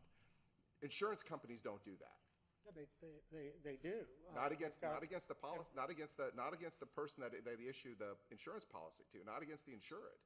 No, but they can go on a subrogation, right? Well, sure, but that's not Indemnity. They've got which surety insurer has the right to. He's got the right to subrogation. He's got the right to reinsurance. There is a statute, part of the statute that says the surety is to get reinsurance. Well, reinsurance is insurance that pays additionally for losses paid by an insurance company. So, as I said, you're asking what the insured is, and we're looking at the plain meaning of the term. And the plain meaning of the term is insured. Again, I'll say it one more time. The surety provider undertakes to indemnify someone against contingent loss. Who is that person? It's not the principal. That's insurance. Indemnify against contingent loss. What do you do with the precedent from this court that has already said, like Foster versus Mutual Fire and these other decisions where the court, I think the Eastern District of Pennsylvania has issued a decision on this point, probably citing Foster, that surety is not insurance. Well, this court has issued a number of opinions stated that surety is insurance. I've cited a number of cases with respect to that. What about Foster? Foster, I apologize. I'm not quite prepared to address Foster. Foster, what is the site of that, Your Honor? 614 A. 2nd 1086 from 1992. It was in the Mutual Fire insolvency. I'm not prepared to address that, but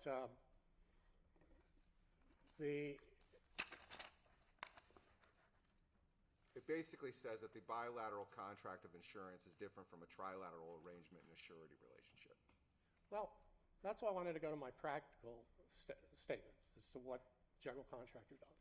A general contractor goes to the insurance agent. The insurance agent submits his application to the insurance company, and at that point in time, if the insurance company wants to write the surety, the insurance company enters into a general agreement of indemnity with the general contractor. Right? That's part of the process. We're talking about the process in procuring the surety as opposed to the relationship between the person who is protected by the surety, the relationship, and this quote-unquote three-party relationship. In the three-party relationship, the principal, his obligation is only to indemnify the insurer. Well, that has nothing to do with insurance. The insurance, and I had a straight line in my brief, the insurance is the obligation of the surety to the owner and to the subcontractors. Those are the people who are paid, and those are the people, who are you going to pay? Someone who's not insured? So the three-party agreement, I really struggled to understand how that relationship is involved with that issue as to what is insurance. Insurance is an insurer is going to pay someone on contingent loss. Here, the insurer is going to pay the claimant or the owner based on contingent loss. The three-party arrangement is not, if you look in the insurance code, not mentioned once. The principal and an insurance relationship. Now, suretyship, the suffix ship means relationship, all right? So you have this three-party relationship. That's the process where the general contractor procures the bonding, or the surety, the bonding, right? And he's got to file the general agreement of indemnity. Then there is this, it's called the payment bond. Let's talk about the payment bond, which does just what an insurance policy does. No different, really. Except there's no risk transfer. In an insurance policy, there's a risk transfer. The insurance company is assuming a risk, whereas in a guarantee, which is really what suretyship, it's debt guarantee. It's as if I would guarantee the debt of my children, and they defaulted, and somebody could come after me for the guarantee. That doesn't make me an insurance company. It doesn't mean I even issued an insurance policy. This is a guarantee of such that you will get paid, but it's not a risk transfer because I now assume your position of trying to get paid from the defaulting financial entity. Right. That's what really differentiates this surety and financial guarantee from an insurance policy. There's no risk transfer. Well, there might be risk transfer, but there's risk. Because in these situations where a surety has to pay a claim, his principal. That's true for every financial guarantee, though. If I guarantee the debt of my child, I'm assuming a risk. Doesn't make me an insurance company. Now we're talking about statutory construction. We're talking about construction of a document. The two documents, or the one document here, the payment bond, doesn't mention the principal, as having any duties to pay the insurer. Nothing said. It says that the principal and the insurance company are jointly and severally bound to the obligee and to the claimant.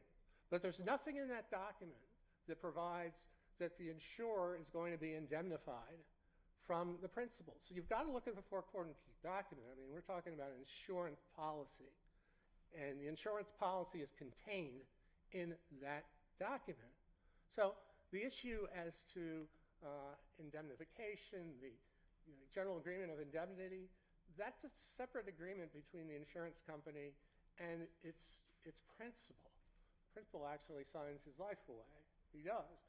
But that has nothing to do with the document, with the policy. And it's no different than any other insurance policy. Now, I know your honors are looking into, and I think, insurance companies have said for years, it's a three-party agreement. Well, not relevant. Not relevant to what's in that bond. And if you apply construction of an agreement, which is statutorily set, the plain language of the agreement applies. You can't look outside the terms of the agreement unless there's ambiguities. So that document, the payment bond, subsists by itself. The principal's duty to indemnify, not mentioned. What's mentioned is, what it's about is that the obligee and the principal have a right against the insurance company. So I think that that's incredibly, incredibly important, because we are doing both statutory construction and construction of a document. And frankly, that document is no different than insurance policy. It grants coverage. It has a number of statements that, coverage won't apply if you don't submit your claim in a certain time, like insurance. There are certain items that it addresses that insurance policy does, like insurance.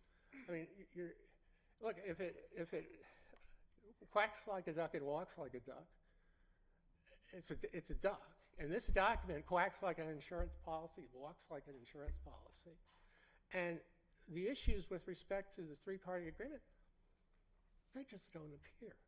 And so what the court's task, with due respect, is to look at those documents, determine what the plain meaning of the words are, and determine whether the plain meaning of the words make it an insurance policy. And I think that's, you can't escape that conclusion. And I also think that the three-party agreement is almost like sleight of hand. It's like, okay, don't look at the document. Look here at this three-party agreement, which I say is completely irrelevant. Do the justices have any further questions? All right, thank you very much. Well argued, Mr. Jablon. Let's hear from Mr. Kingsley. You don't agree with him, right? I do not. Good morning, Your Honors, Madam Chief Justice, the distinguished justices of the court. I'm pleased to be in front of you today, and I'm pleased to have behind me apparently a very enthusiastic group of law students that are like sponges ready to soak up surety law. They are. I could tell you from my own experience, when I was in law school, I had 90 seconds of surety law. Contract... 90 more than I had. Maybe 30, Contracts 101, statute of frauds, answer for the debt of another, right? Personal service, contracts more than 3 years, real estate, surety, and there's probably 3 or 4 others. That's your 90 seconds of surety. That's what I got from my, so I'm very glad for the enthusiasm. Well, so I'm pleased to be here. These are very interesting questions. I too would like to begin with the bad faith statute. I want to talk about I have 4 or 5 points I want to express for you. Starting with the statutory construction. As the court has recognized, the statute applies to insurance policies and insureds, not surety bonds, not obligees, not claimants, not principals. It's in the language of insurance. For what it's worth, it's a punitive statute, and so the law says it's to be strictly construed. There is no hint that the law is to cover surety. As the court recognized in one of its questions, other laws that the legislature have written mention surety by name. The legislature knows how to reference a surety bond when the legislature wants to. They know how to include an expansive definition in a piece of legislation if they want to. They did not do that here. In the Pennsylvania Procurement Code, there is a statute entitled Actions on Payment Bonds, and it talks about a claimant filing an action on a payment bond. That is exactly the opposite of the language that we hear in this bad faith statute. It's limited to insurers, insurance policies, and insureds. Okay, so that's the language. Let me talk about the context in which the legislation was passed. It was passed in 1990. At that point in time, the United States Supreme Court had decided the Perlman case, right? One of the most significant cases ever decided on suretyship in the country. In the Perlman case, the Supreme Court says, as generally understood, based on common commercial practice, surety is not insurance. In fact, let me read the actual language so I don't butcher it. Quote, the usual view grounded in commercial practice is that suretyship is not insurance. That's the United States Supreme Court 30 years before the statute was passed. If you want to go back further in time, there was a Pennsylvania Supreme Court case called Gordon in 1935. And in that case, there was a statute that talked about, and this is going from memory, I read the case a while ago, about whether an application on an insurance policy needed to be attached, and was that distinguished from a bond. Now that's where it actually mattered. The rights of the parties actually mattered. And the Pennsylvania Supreme Court in 1935 said, no one is going to mistake a bond with an insurance policy. That insurance statute doesn't apply to bonds. Okay, that's the history leading up to the statute. 1 month before the statute is passed, the Commonwealth Court decides the Grode case. The Grode case cites Perlman with approval for the proposition that suretyship is not insurance. That's 1 month before the statute is passed. I just need to interrupt here only to make a correction point because he is owed respect. It's the former Pennsylvania Insurance Commissioner, George Grode. Grody, well, can't read my own writing. I can't read That's my okay. I can't just read wanted my own writing. just but wanted to point that out, I Commissioner appreciate Grody. the correction. Yeah. Okay, so the Grody case decided by the Commonwealth Court 1 month before the statute is passed. The statute is then passed, and then we get the Foster decision, and I think someone asked about the Foster case. That's a Pennsylvania Supreme Court case. That's decided a year or so after the statute is passed, and the Pennsylvania Supreme Court in 1992, I believe, said, we cite Perlman with approval, we cite Grody with approval, and we agree, suretyship is not insurance. Okay, so the statute is bathed in a context of the law recognizing the fundamental distinction between suretyship and insurance. Suretyship is not insurance. That's the context in which the statute is passed.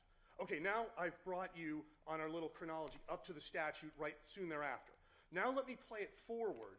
Let me play it forward to today. That's almost 35 years. You have 34 and a half years of unbroken precedent in Pennsylvania from trial courts, from federal courts, from circuit courts, all saying unanimously, suretyship is not insurance. This statute, this particular statute, does not apply to surety bonds. Eastern would have you believe that each and every one of those decisions, over a dozen of them, are all wrong. 35 years of unbroken precedent that suretyship is not insurance. And so now I ask rhetorically, what has the legislature done in response to 35 years of unbroken unanimous precedent? And the answer is nothing. The legislature has never stepped in to say, gosh, courts, you got it wrong. When we said insurance, we meant this big, expansive thing. Never have they changed. So we have lots of precedent leading up to the statute and surrounding the statute temporally that suggests suretyship is not insurance, and courts deciding this particular statute unanimously for 3.5 decades, saying it doesn't cover. Okay, that's the chronology. Let me talk about the distinction between surety and insurance that some of the questions have addressed. There are many differences that have been addressed in many cases, and I think it's the Simplex Grinnell case, which was a federal case, that crystallized them and brought them all together, and said there are half a dozen primary differences between suretyship and insurance that make this statute fundamentally inapplicable to the context of suretyship. The first is the tripartite relationship that involves suretyship as opposed to a bilateral relationship of insurance. If you have insurance, if your honors go out and buy home insurance, you have a bilateral relationship. You give the insurance company money, and the insurance company gives you a policy that protects your home. If you have life insurance, you pay money to the insurance company, and that you get a policy that is for the benefit of your beneficiaries. The amount of your premium is decided actuarially, right? How many people are going to die? How many houses are going to burn down? How many houses are going to be hit by an earthquake? How many houses are going to be hit by a tornado or a hurricane? Surety is limited to the actual labor, materials, and equipment in this particular case of the contract, right? That is exactly right. I don't want to speak for the rest of the court. I think we've beaten the bad faith argument kind of to where it needs to go. Okay. Why don't you talk about the underlying facts? Well, could I go back to his argument before I'm sorry, we haven't beaten it to that. We haven't beaten it. I have 3 more pages of notes, by the way. It's still moving. Go ahead. It's still moving, slightly. We insist on more beating. Your opposing counsel, though, says whether this is a bilateral arrangement or a trilateral arrangement matters not. So could you just clarify that? Well, it's crucially different. It's crucially different. In a tripartite, suretyship is a tripartite relationship. It involves a principal. In this case, He says, so what? Well, it's fundamentally different. The premiums are different. There's no risk sharing. There's no spreading of risk among society. The sureties have no leverage. The policies are take it or leave it, right? An insurance policy is take it or leave it for the buyer of the policy. That is exactly the opposite of suretyship. When these jobs are bid, as was suggested, the jobs are bid. The bond is written by the owner. In this case, I think it was Penn State had a project. They wrote the bond. Iannotti is the general contractor, then bids, gets the bid, and then they go to their surety and they say, take it or leave it, surety, write this bond. So the sureties never write their own bonds. right? They never write their own bonds. So it's not a take it or leave it policy. They don't write their own bonds, but they negotiate the terms. Never. No, they do not. They do not negotiate their terms. It's take it or leave it for the surety. You tell me in this particular case, IFIC had absolutely no input regarding the actual terms and Yes. conditions of the payment Yeah. bond No. or the surety agreement. Yes, that is right. The contract, well, No, they can refuse to sign it. but you're making it very simple. But in these types of large projects where bonding, public projects where bonding is required, there are form bonds that are typically adopted by the owner of the project. Penn State probably didn't just draft this form on themselves. They borrowed a form from some third-party form. We know they did draft it. We know that. We know they did Yes. draft it? There's addendum C. If you look at the bond, this It bond. says that American Institute of Architects is the one on the top of the bond. Yes, but it's at the end. It's manuscripted. There's paragraph 6, which is manuscripted by the owner. That's added to the bond. Okay, So they took a standard bond and added additional terms. That's exactly what they did. Okay, but my point remains that usually they get a form bond that's out there and they'll modify it. But you're right in the sense that when they put it in the bid package, if a general contractor takes it and gets the bid, there's no more negotiation on what the bond looks like. That is exactly right. That is exactly right. Okay, I pronounced that horse now dead. Mr. Justice McCaffrey, do you want to go on with your next line of questioning? No, I think that's dead too. Well, I was going to talk about fees, if that's okay. So we had the bad faith argument is statutory construction. Here we have the fees issue and interest issue is simple contract construction. And my goal is to convince you that this payment bond is not ambiguous in the slightest. It's crystal clear. And I want to start with the first substantive paragraph of the payment bond, right? The payment bond is one of the 3 contracts in the tripartite relationship. The first paragraph of the payment bond says that the surety and the contractor, that's Iannotti and IFIC, are responsible to, quote, pay for labor, materials, and equipment furnished for use in the performance of this construction contract, which is incorporated herein by reference. That's one paragraph, one sentence, and there are 3 significant takeaways from just that one sentence. First, the scope of the bond is limited to the payment of labor, materials, and equipment. It uses those words.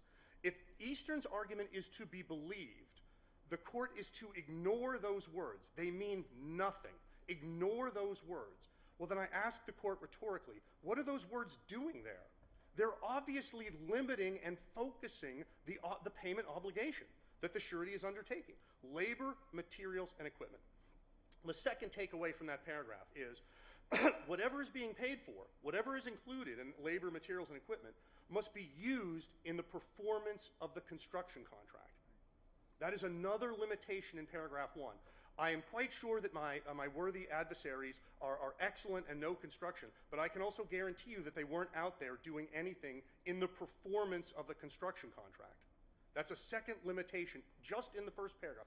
The third takeaway from paragraph 1 is that the prime construction contract, the contract between Iannotti and Penn State, the prime underlying construction contract, is incorporated into the bond by reference, and no other contracts are incorporated in this bond. None of the subcontracts, the subcontract between Iannotti and Eastern, are not incorporated by reference into the bond.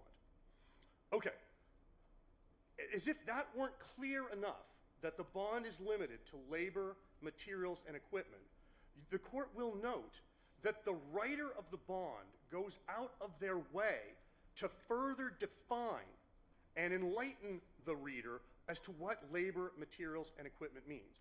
That's in paragraph 15. The writer of the bond adds a definition that says, here's what we mean by labor, materials, and equipment. Go take a look at your state's mechanics lien statute, because there's generally to be coextensive. The mechanics lien statute of Pennsylvania is to guide what labor, materials, and equipment means. There is no dispute but that the mechanics lien statute in Pennsylvania does not cover attorney's fees and does not cover interest. Right? So we have, and to say the obvious, when talking about paragraph 1, I didn't say it out loud, but let me say it out loud. Obviously, attorney's fees and interest are not labor, materials, and equipment. Right? So we have the language of paragraph 1 that says it's limited to labor, materials, and equipment. That would not be attorney's fees or interest. And we have the language of paragraph 15 directing the court to the mechanics lien statute. And the law of the Commonwealth of Pennsylvania is that attorney's fees and interest is not covered by the mechanics lien. So that's another independent verification that all the arrows are pointing north, right? It's labor, materials, equipment, not attorney's fees and not interest.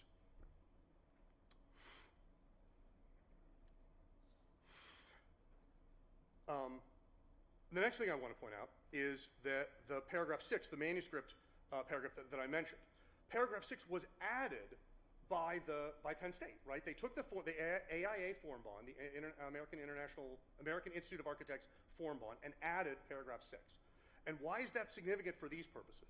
Because in paragraph 6, the added manuscript, the addendum on the end, it provides that the surety could be liable for attorney's fees if it does not pay undisputed amounts. Now, in this case, at the end, Eastern had a claim of roughly $700,000. $450,000 were undisputed, and $250,000 were disputed and went to trial. What did IFIC do? What did International Fidelity do with the $450,000 in undisputed claims? They didn't haggle. They didn't negotiate. They didn't make Eastern file suit. They just paid it. They just paid it. The undisputed amounts were paid by International Fidelity to Eastern. Under the express terms of the bond, the only way you get attorney's fees is if it would have refused to pay the undisputed amounts. But there is a question about whether you refused to pay what became undisputed as a result of the arbitration. The 250 was always disputed. It dealt with primarily dealt with the amount of rebar being used on the project and the documentation. What about the arbitration award? That dealt with the same thing. Okay, but then what was the result of the arbitration? The arbitration, Eastern prevailed. Okay. So then you paid. We tendered the payment and they refused to take it. Oh, okay.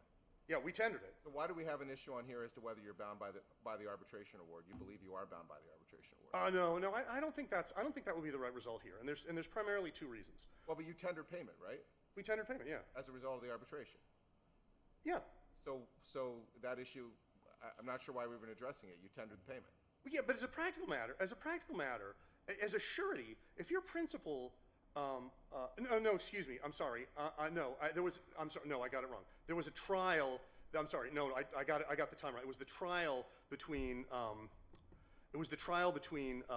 Iannotti and IFIC that resulted in a verdict in favor of them for the amount of the 250 plus a little bit of interest. And at that point we tendered. What's the arbitration issue that we have in front of us? So the arbitration issue is this: there was a default entered in the arbitration in favor of Eastern and against Iannotti.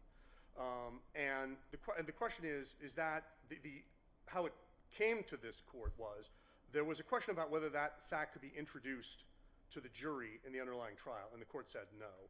And there were two primary reasons, and I think they're good reasons. Number one, it was a default; it wasn't on the merits, right? There was no adjudication of whether the claim was meritorious or not. It was just default. And the second was that there were barriers to entry such that International Fidelity could not participate in the arbitration or did not feel it was reasonable to participate in the arbitration. There were 4 requirements that we outlined in our position, one of which is we had to waive an objection to the bad faith claim, which obviously we're here fighting about that. One of the others was that we had to agree to discovery, including depositions, on the bad faith claim. And especially depositions aren't necessarily allowed in AAA arbitrations. So we had to agree to certain things which the trial court described as onerous and unfair. So the question for the arbitration is this: in this context, is it fair to hold a surety liable for the decision against its principal in an arbitration in this context? There were onerous obligations such that IFIC did not have a fair opportunity to participate in the arbitration. And number 2, that arbitration decision was entered by default and not on the merits. Could you have sought to intervene to get in? Couldn't you have requested intervention in that arbitration? So I don't think we have a right to intervene in a contractual arbitration. If it was a lawsuit, then I think we could petition to intervene. But arbitration is a creature of contract, and so I don't think we have the right to intervene. We could be invited in. Well, the rules of AAA allow parties to request joinder for good cause, and I didn't see anything indicating you had done that. We did not. We did not actively ask to go in. Remember that the price of admission was waiving an objection to the bad faith claim and consenting to discovery that would not otherwise be allowed in arbitration. And who imposed Well, what's the financial consequence of either an affirmance or reversal on the arbitration issue? What are the consequences? It seems to me you've paid everything that's been asked of you to pay. I mean, why are we deciding the arbitration issue? I think they appealed that issue. The consequence, I'm not sure that there would be a financial consequence. No, we have tendered payment of the 250 plus the interest. We tendered payment a long time ago, and then they refused to take it. So the financial consequence, I'm not sure there is a financial consequence. I think this would just be for future. You'd just be setting a precedent on how arbitrations are decided on future cases. And just for the record, who imposed those conditions upon you to enter into the arbitration? It was Iannotti imposed them. It was in a letter sent by Tinney Rebar, their supplier of the rebar. Remember, the quantity of rebar was a crucial question as to the disputed amount of $250,000. So they imposed conditions that your client rejected, but you still could have intervened in the AAA arbitration through good cause, correct? And said, we just don't agree to these particular conditions. You know what? I've never done that. I'm not sure under the AAA rules whether we could have done that. I think Justice Weck just read them to you. I think you're allowed to. No question that we did not actively try to participate. We did not actively fight to get in front of the AAA. That we did not do. Could you wrap up? Well, I think I've said my piece. I appreciate. It's a wrap. I appreciate your attention and your excellent questions. Thank you. Thank you. Thank you. I'm going to try to arrange for. Chief wants to respond. No, we don't have rebuttals. No, but there's a cross appeal. Oh, you do have the right to do that. Yes, I'm so sorry. Yeah, no, that's okay. Do you want to say something? Oh, I do. Look, I always want to say something. All right, we'll make it brief. And I've got to correct a couple of things that the counsel said. I know we didn't mean to say them. The tender was after Eastern won the jury trial below. That was when the tender was. Eastern won $250,000. He said that, yes. Yeah. It was there was a previous trial, and I think that's what he was talking about. Okay, so we know that. The damage is that the arbitration award was over $400,000. So we're talking about that difference with respect to this issue. So there is a real loss unless the preclusivity of the arbitration award is upheld. Now, let's talk about this issue with respect to IFIC's rights to participate. And again, I think counsel misspoke. At the very first, when this arbitration started, IFIC got notice of it, and it wrote a memo, and it says, should we participate? IFIC might be bound when they decided not to. And if some of the cases that I've submitted have IFIC as a plaintiff in the case. So he knew about this issue. That's the first thing they said. Thereafter, Eastern writes, and this is in the brief, Eastern writes to IFIC over and over, please take part. Then you've got this, my client is the rebar installer. Tinney is the supplier. And Iannotti, the general contractor, asked whether Tinney could participate in the arbitration. Eastern first said, well, no, unless we can have the arbitrator determine bad faith. Well, they backed off of that.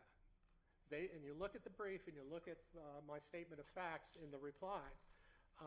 Eastern's counsel in July 8, 2011, wrote a letter, and this is what he said: to foreclose any claim of prejudice by IFC for not being included in this arbitration as a condition of AAA's approval of the proposed joinder, AAA should require Iannotti to advise IFSC in writing of the proposed joinder and the opportunity to elect to participate. So that's what we were talking about before. And I know he didn't do it, but it's not a requirement. And if it was a requirement, it was ask IFIC, do they want to participate? So they weren't prejudiced, and they absolutely had the right, since the arbitration started, to intervene and actually accept my client's invitation to participate. So I think that doesn't fly. I think the Superior Court. Ask a question on that. Why would they do that when their surety agreement gave them the right to an action in a courtroom? Well,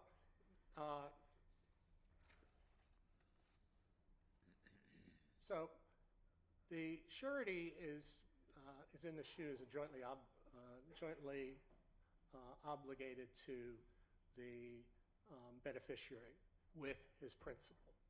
So the principal, if this particular section applied, that would mean, and this is what happened in this case, that the case would have to be tried twice in every matter, and that's what happened here.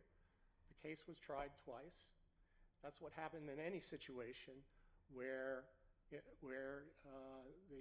surety states that it's not going to participate. Now remember, there was an arbitration here, and the arbitration award was confirmed in Allegheny County. So that was the litigation, and IFIC had every right to participate in those proceedings, and it didn't. It just let it happen. The big cases that we cited, the Conniet case, I know it's an old case, but it really hits this particular issue, and that is kind of the same thing happened where the surety didn't come to the arbitration. The reason he didn't was, I can not come and get a judgment against my principal, and then they'll have to sue me again. But that's not what happened here. I mean, their position is we had a right to an action in a court of law. We didn't agree to arbitrate anything. Why is that wrong? Well, they did. They did agree to arbitrate because their principal agreed to arbitrate. So the contract says that they are jointly and severally bound with their principal. So if their principal agrees, then they agree. Now, I'm not sure. Res judicata really is the issue here. And what res judicata holds is that where you have a party in privity with another party, and even though that party doesn't have the obligation to participate in the litigation, and there is a final judgment, that judgment is valid as against the principal and both parties. So the party that's got that relationship, and this here is the IFIC, is bound by what its principal, who's in privity with it, is bound to. And I've in the brief. Counsel, real quickly, at the time the bond was issued, Mm-hmm. was Fidelity aware of the nature of the contractual relationship with your client in terms of the subcontracting the arbitration? Were they aware that were they given notice that there was an arbitration clause in your contract?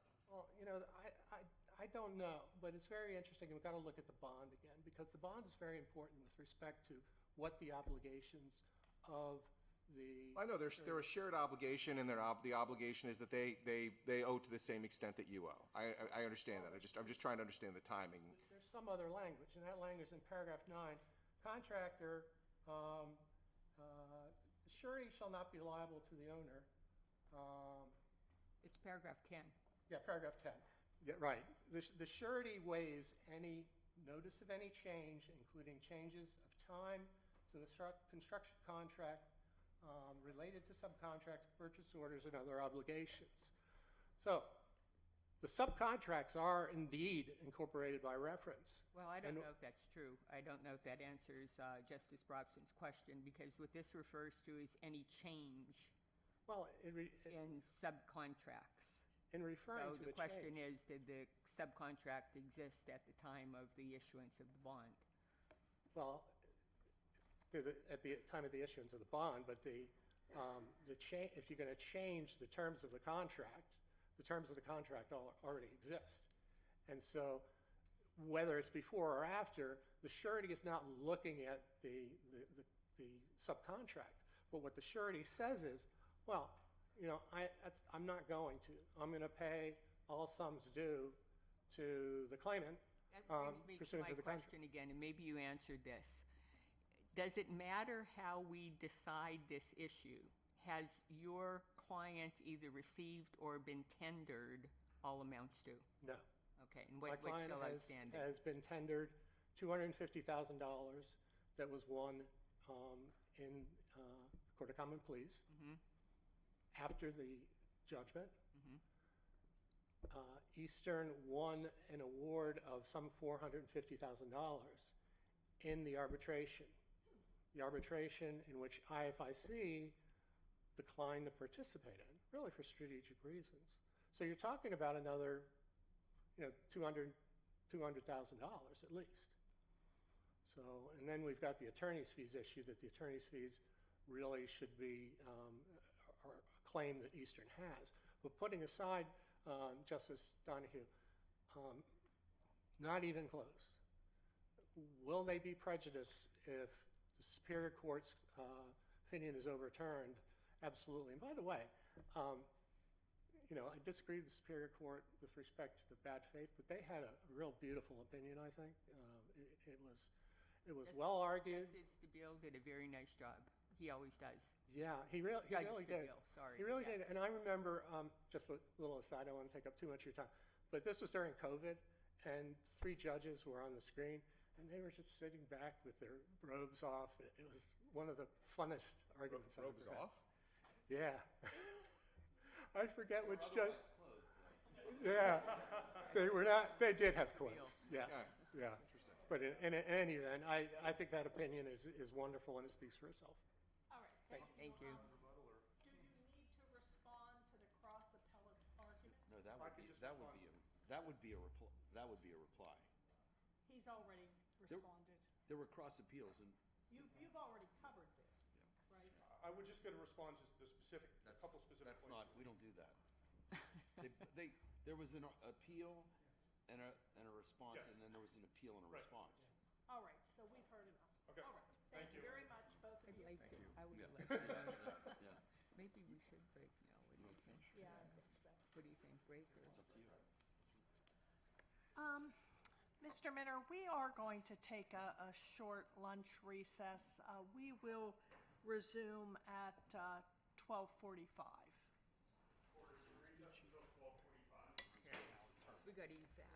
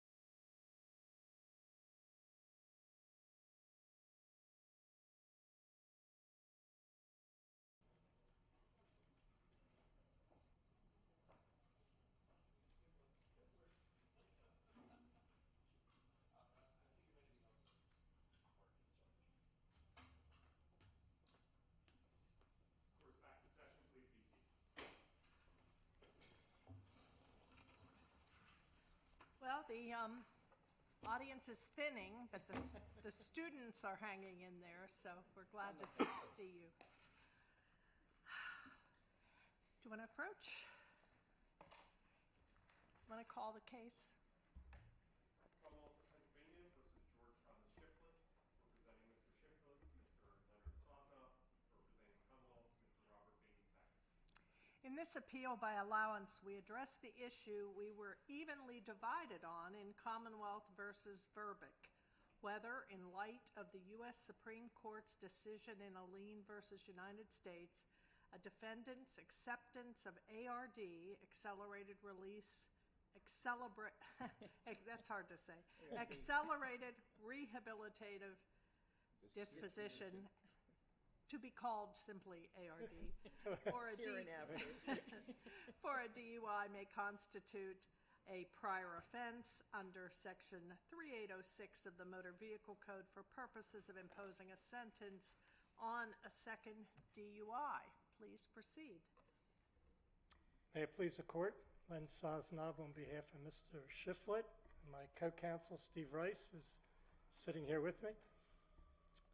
I think the analysis here is pretty straightforward, and we start with a couple of things that there's no dispute about, and that is that Section 3806, which provides a fact that triggers a mandatory minimum sentence, here prior acceptance of ARD,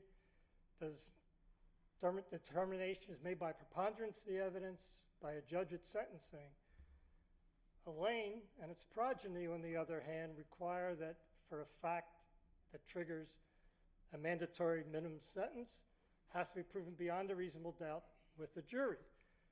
So there's an obvious conflict there, and the only question before the court is whether Section 3806, with its factual determination of a prior acceptance of ARD, comes within some exception recognized by the United States Supreme Court to the procedural requirements of Alene. And the only exception the court has recognized so far, which they call a narrow one, is for a prior conviction. Proof of a prior conviction is the triggering fact. And I think it's important as a starting point as to the court's explanation of why that is the only exception, the narrow exception. The court said to Almendarez, and has said since, the reason is because the protections that we're talking about now, the fact that triggers a mandatory minimum sentence, the protections of beyond a reasonable doubt and a right to jury trial, that's the only situation where the defendant already had those rights, the prior proceeding. This was a voluntary admission into the ARD program. He didn't waive these rights, though. he waived specifically two rights: the right to a speedy trial and the right to statute of limitations under Rule 312. The rule is unambiguous.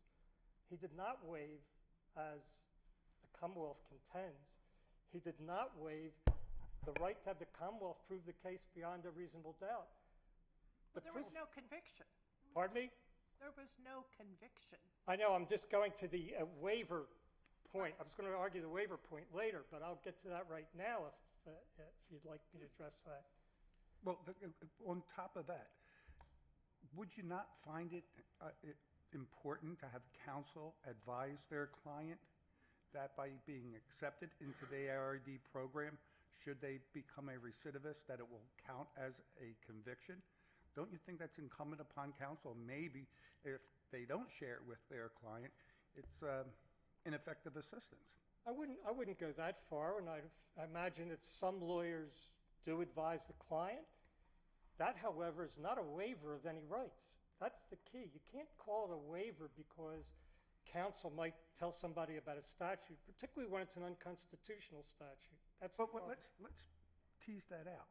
You absolutely have a right to waive anything if it's voluntary and knowledgeable. So if a judge were to say, now from hereforth, we command that the trial judges hereforth accepting an individual into ARD, if they now add the caveat, and please understand, should you have another DUI within the X number of years, that this will be considered a second offense. Do Do you understand your right, and do you waive that right or that privilege, and do you agree to this enhanced sentence? Are you telling me that that's not waivable? Not at all. And how I come? agree with you that that's valid. That's not the situation. No, I'm just trying to tease this out. Right. Now, just on the converse, the practicality of this decision, if this court were to go in your favor, don't you fear that that will put a chilling effect throughout the Commonwealth on the district attorney's office not offering ARD because it's totally in their ballpark? It may have a chilling effect. Of course, the legislature, though, or this court with its rules, could change it so that there's not going to be a chilling effect very long. All the legislature has to do is come up with a constitutional statute instead of an unconstitutional one, or this court to change its rules. And the bottom line, as far as the practical argument is that a practical argument has no role in constitutional analysis. I mean, that's been said by the United States Supreme Court repeatedly, including in the mandatory minimum cases. And this court has said that with the Pennsylvania constitutional issues. The Hicks case. The defendant now to have to plead guilty? No, not at all. And I'm not here to suggest changes. The question is whether this statute is constitutional or not. That's the only issue today. So I've not thought about things that the district attorney can think about after the statute's declared unconstitutional. So addressing the waiver question first, the only thing's waived under Rule 312, it's explicit, and it's titled Rules Explanation of the Program. The right to a speedy trial and the right to statute of limitations.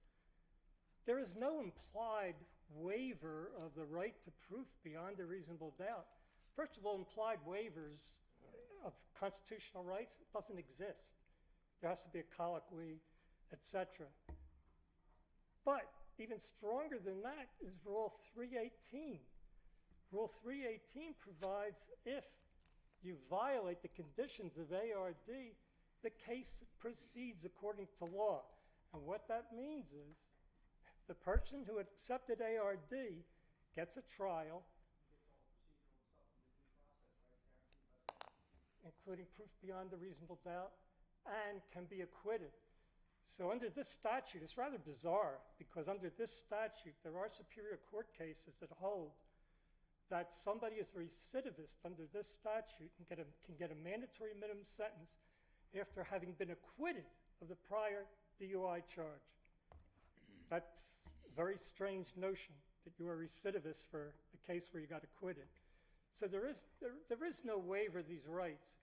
And as far as knowledge, whether some counsel advise about or it's floating out there, the statute exists. So the Commonwealth says, well, you're presumed to know the law. Well, I think the chilling effect, if you win this, is if your side of the equation prevails here, given the fact that drunk driving is one of the heinous crimes that you could commit, and we see all over our Commonwealth where we have terrible victims of this crime, and it's a really tragedy. It's a tragedy for everybody.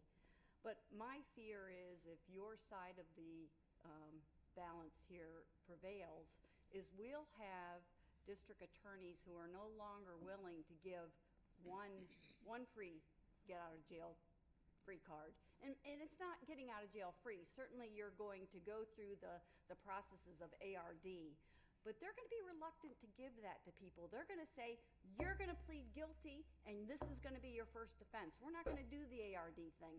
And then we're going to have young people that are looking for jobs that are going to have to go report a conviction on their record. We're going to have people that are in our country without a citizenship that are going to have collateral consequences from a guilty plea. Does that concern you at all? no, Okay. because that has nothing to do with the issue. I'm not here as somebody who's advocating what the legislature should do or what this court should do. And this court, for example, this kind of a practical argument, not exactly this one, but other practical arguments, they were made in the Hicks case, where this court held that you can't even stop somebody when there's a report that the person has a gun, and it was argued on the other side. Look at the practical consequences of this court's ruling. The encouragement that people can carry around guns, police can't even stop them. And this court emphatically rejected the argument because we're here to construe a constitution.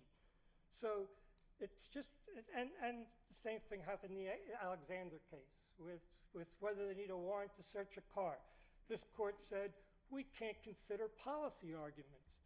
The Constitution is the Constitution, whether it's a federal Constitution or the state Constitution. So all I can say is that's the effect sometimes of constitutional rulings. Counsel, can I just ask you, I want to make sure I understand your constitutional argument, because this is the second time I'm hearing this case. I get pulled over and cited for my first DUI. I go to the district attorney and I say, please, Mr. or Mrs. District Attorney, please give me ARD. I'll never do it again. I want to get a chance to clean my record and be fine.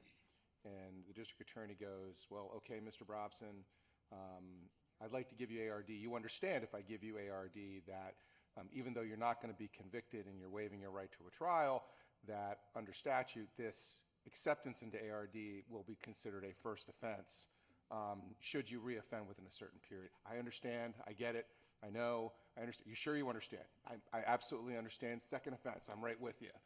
And then, and then I go into ARD and I'm out. What's unconstitutional then about the district attorney charging me with a second offense if I have another DUI? You can charge the person.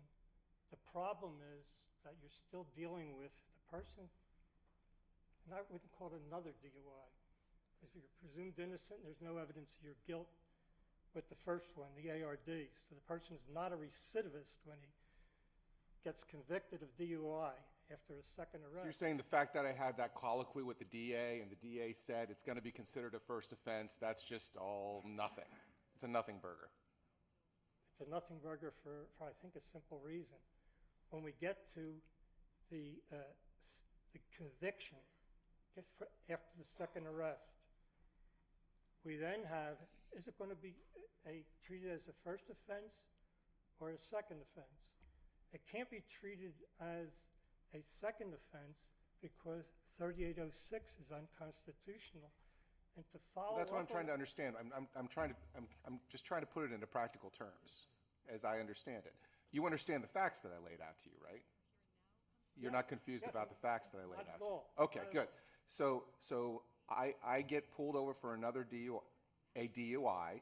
I get cited for another DUI. Let's say that. I get cited for a second DUI. And district attorney comes to me and says, Mr. Brobson, we have this deal. You said you agreed that the ARD is going to be treated your first offense. I'm going to charge you with a second offense DUI, and I get to say, aha, no, you can't do that. Even though we had a deal, that somehow is unconstitutional. That's your argument. Well, if I may respond with cases from this court, in this jurisdiction, an illegal sentence is a non-waivable issue. No, I understand. That's your argument is, yes, the deal doesn't matter. The statute doesn't matter because I constantly get to, dupe you, Commonwealth. I now get my constitutional argument. It's not You get your constitutional argument because of decisions of this court. So heads you win, tails you win. No, I mean, first of all, you're not getting a windfall if this statute is declared unconstitutional. Just as this court said in Wolf, in invalidating a mandatory minimum statute that had the exact same deficiencies as this statute. This is a misdemeanor of the first degree. So if Mr. Shifflett goes back to court, the 90-day mandatory minimum sentence, well, he won't go back to court. He actually was sentenced as a first offender. Let's take a typical case, though, where somebody was sentenced under the now prevailing majority decision en banc from the Superior Court. So somebody is sentenced as a second offender. This statute's then declared unconstitutional. All it means is you can't do the 90 days mandatory. The judge can sentence them up to 2.5 to 5 years on a Mem 1. Bingo. Isn't the short That's answer? why it's not a windfall. Isn't the short answer to Justice Brobson, there was no conviction? There was no prior conviction. That's part. Yes, I haven't gotten to the merits yet. I've been talking about I mean, you can practicality. call ARD whatever you want, but it's not a prior conviction. Well, the General Assembly said it's a prior conviction. Well, they can. It's unconstitutional. They can't. I understand the argument. I get it. Well, it's not just an argument. Well, no, right now it's courts of law. an argument. Separation of Until powers. we rule, it's an argument. But separation of powers, it doesn't matter. If they label an arrest a conviction, that doesn't matter. And this is an unadjudicated arrest. This is an acceptance with no proof of guilt. This is the antithesis of a prior conviction. I see your point. And I think it's an excellent point. I just am kind of sharing my concern with Justice Mundy. I think you're going to win here, and ARD is going to go away. There's just no. First, you can't save the statute. You can't carve this provision out of it and somehow save the statute. So the entire ARD statute goes away. Well, it's not severable. There's ARD rules of this court also. And this court can amend its rules if it so wishes. The legislature, I'm repeating myself, the legislature can amend the statute. Whenever this court declares, like in Hopkins and Wolf, that a mandatory minimum statute is unconstitutional, not only is there no windfall, because, as Justice McCaffrey pointed out, you can get up to 2.5 to 5 years. It's not just that there's no windfall. There can be action taken to correct the constitutional defect with a new statute. There's nothing barring that. The argument that I'm hearing from my colleagues against your constitutional argument in part is, well, district attorneys won't participate in ARD anymore. Everything will be a conviction. I think we have to have more faith in our district attorneys that they will act as, officers of justice. They will act in good faith in seeing which cases deserve ARD and which cases don't. They're not going to make their whole decision on, down the road, am I going to be able to charge this college kid with a second offense? And they don't make the decision on that basis now anyway. I would hope that most district attorneys would react that way for the simple reason it doesn't mean the defendant's getting this big windfall later. It's just a mandatory minimum sentence is what's being invalidated. And as far as any agreement, the question of an agreement, if made, at ARD, make an agreement with the district attorney that it'll be a second offense or whatever, I just point out that this court, I started to say, this court, as far as an illegal sentence, including specifically this court has held with Elaine violations, this court has held it's a non-waivable claim on direct appeal. So this court has had two cases, at least two, which are Ford and DiMatteo, where defendants stood before the court and pled guilty to an unconstitutional mandatory minimum sentence. And DiMatteo was a violation of an Elaine violation. Ford involved a different violation. But even though they pled guilty, obviously knowledge of the mandatory minimum statute, because when they pled guilty, they were advised you were pleading guilty, you're going to receive a mandatory minimum sentence. This court invalidated those sentences on direct appeal because it's non-waivable claim. And I think that takes care of all the waiver claims here. The waiver claims have no weight. So then we have to get back to the merits, which I haven't really even argued yet. And so ARD, for at least 40 years, this court and the Superior Court have recognized it's not a conviction. And that really, I'm going to say some more about it, that really is the beginning and end of the Constitution analysis as far as the United States Supreme Court. And it is the polar opposite of a conviction. This court has even held in the JF case that you can't have a civil penalty based on an acceptance of ARD. So how do you get a recidivist sentence on the basis of acceptance of ARD if you can't even get a civil penalty of a founded report of child abuse. This case is really not a case of first impression. The deficiencies in this statute are exactly the same as Hopkins and Wolf. Hopkins and Wolf involve mandatory minimum statutes, preponderance of the evidence to be determined by a judge. The exact same deficiencies of this statute. There's no difference. I would like to talk a little bit about the opinion in support of reversal in the Verbeck case, because the main thrust of the opinion in support of reversal was that it doesn't technically have to be a conviction. The Lord to our bottom line, it doesn't technically have to be a conviction. And that facts in relation to recidivism are an exception to a lane. This was based on a factual difference between this case and cases like Hopkins and Wolf and cases in the Supreme Court. The factual difference is this relates to a past event, prior acceptance of ARD. Hopkins' case was, did he sell heroin within 1,000 feet of a school? 1,000 feet of a school related to his current offense.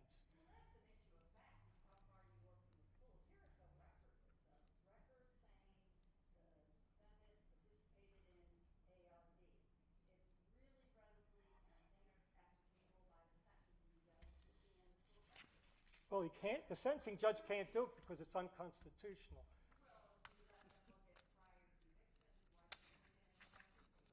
You can't do it for mandatory minimum sentence because the statute's unconstitutional. That's the problem. You can still consider the prior DUI arrest. Not the arrest itself, because of this court's decision in Bury just last month. You can't consider an arrest against the defendant. So you would have to have, if you're going to try to consider that, if you're a prosecutor, you're going to have direct evidence, bring in the officer from the prior case.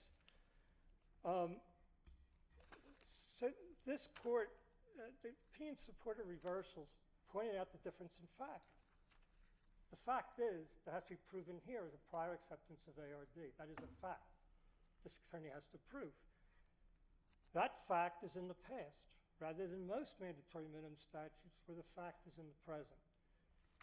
That distinction, though, can't create an exception to a lane. The only exception is a prior conviction.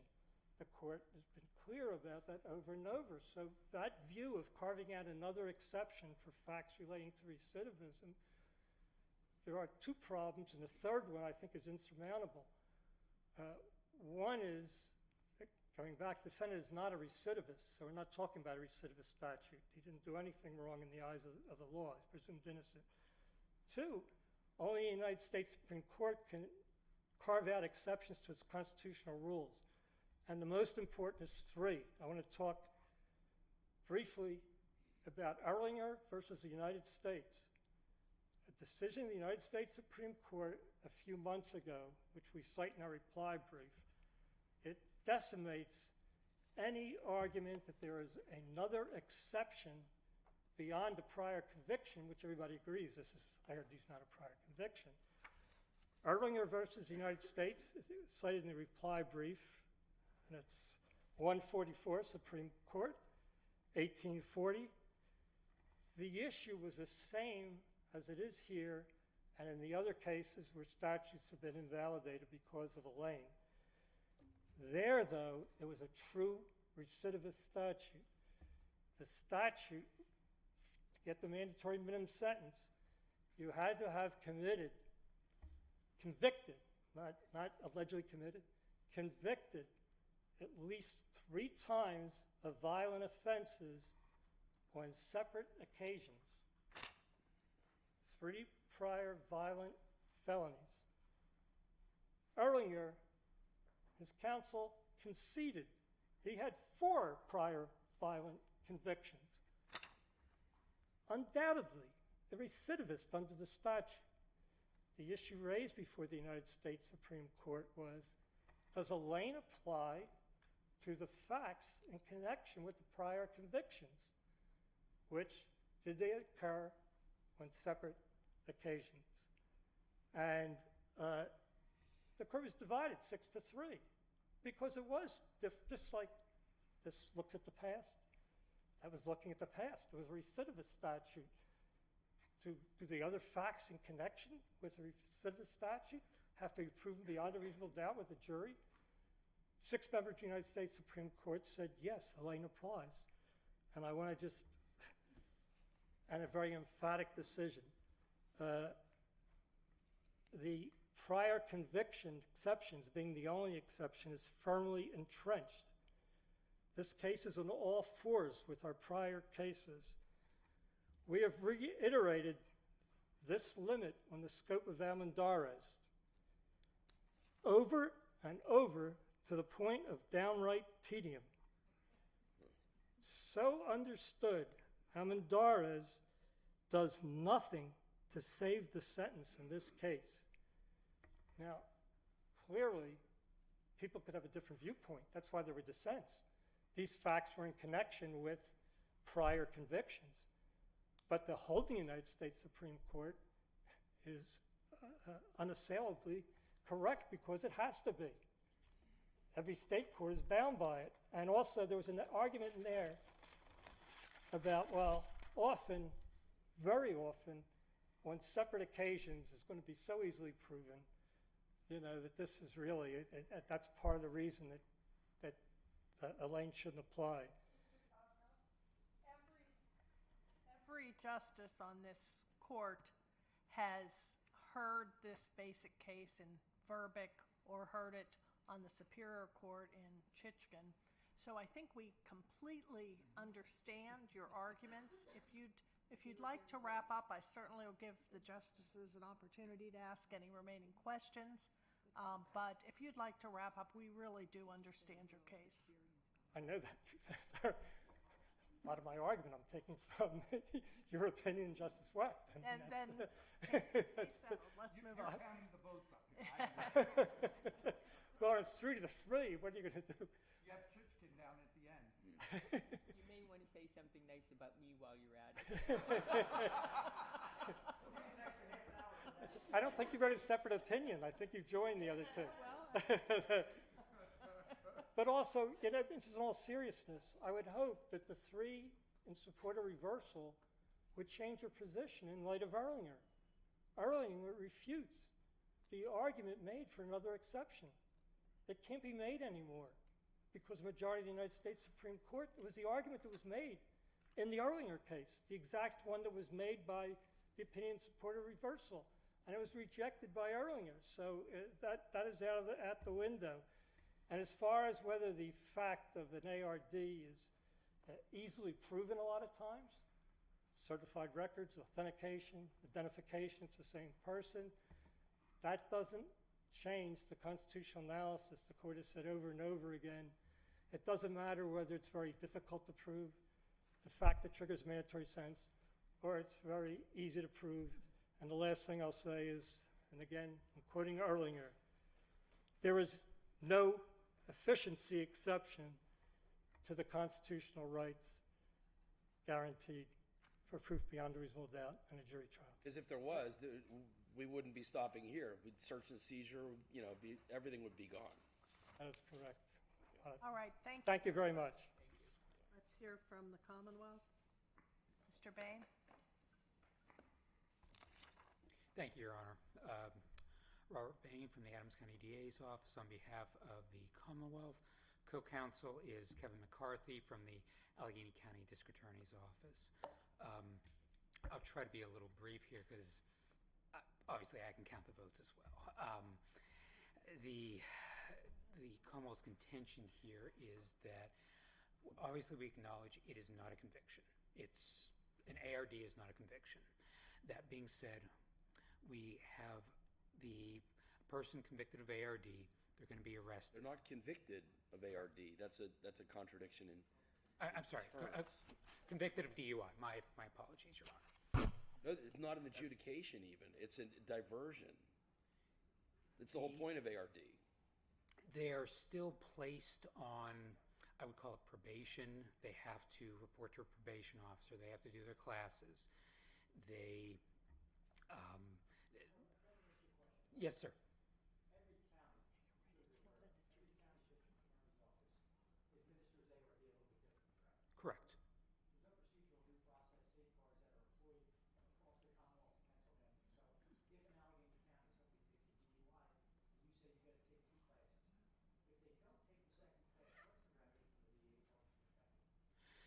So my understanding of that is,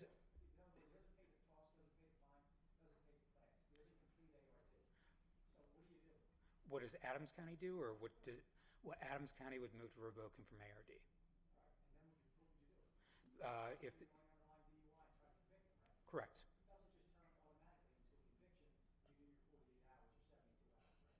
Correct. And that's an excellent point, because that shows that ARD, that diversion was not a conviction. You didn't have a conviction. Obviously, this court has made very clear again and again, ARD admission is not a conviction. That being said, under a lien, I would argue that they're almost saying conviction is a term of art, in that we get so close to that with ARD. You get someone arrested, you have them taken to the hospital, you have them criminally charged, you go through a preliminary hearing, you go in front of a judge, the facts are recited off the record, obviously, as the rules require, and they voluntarily go into that program with the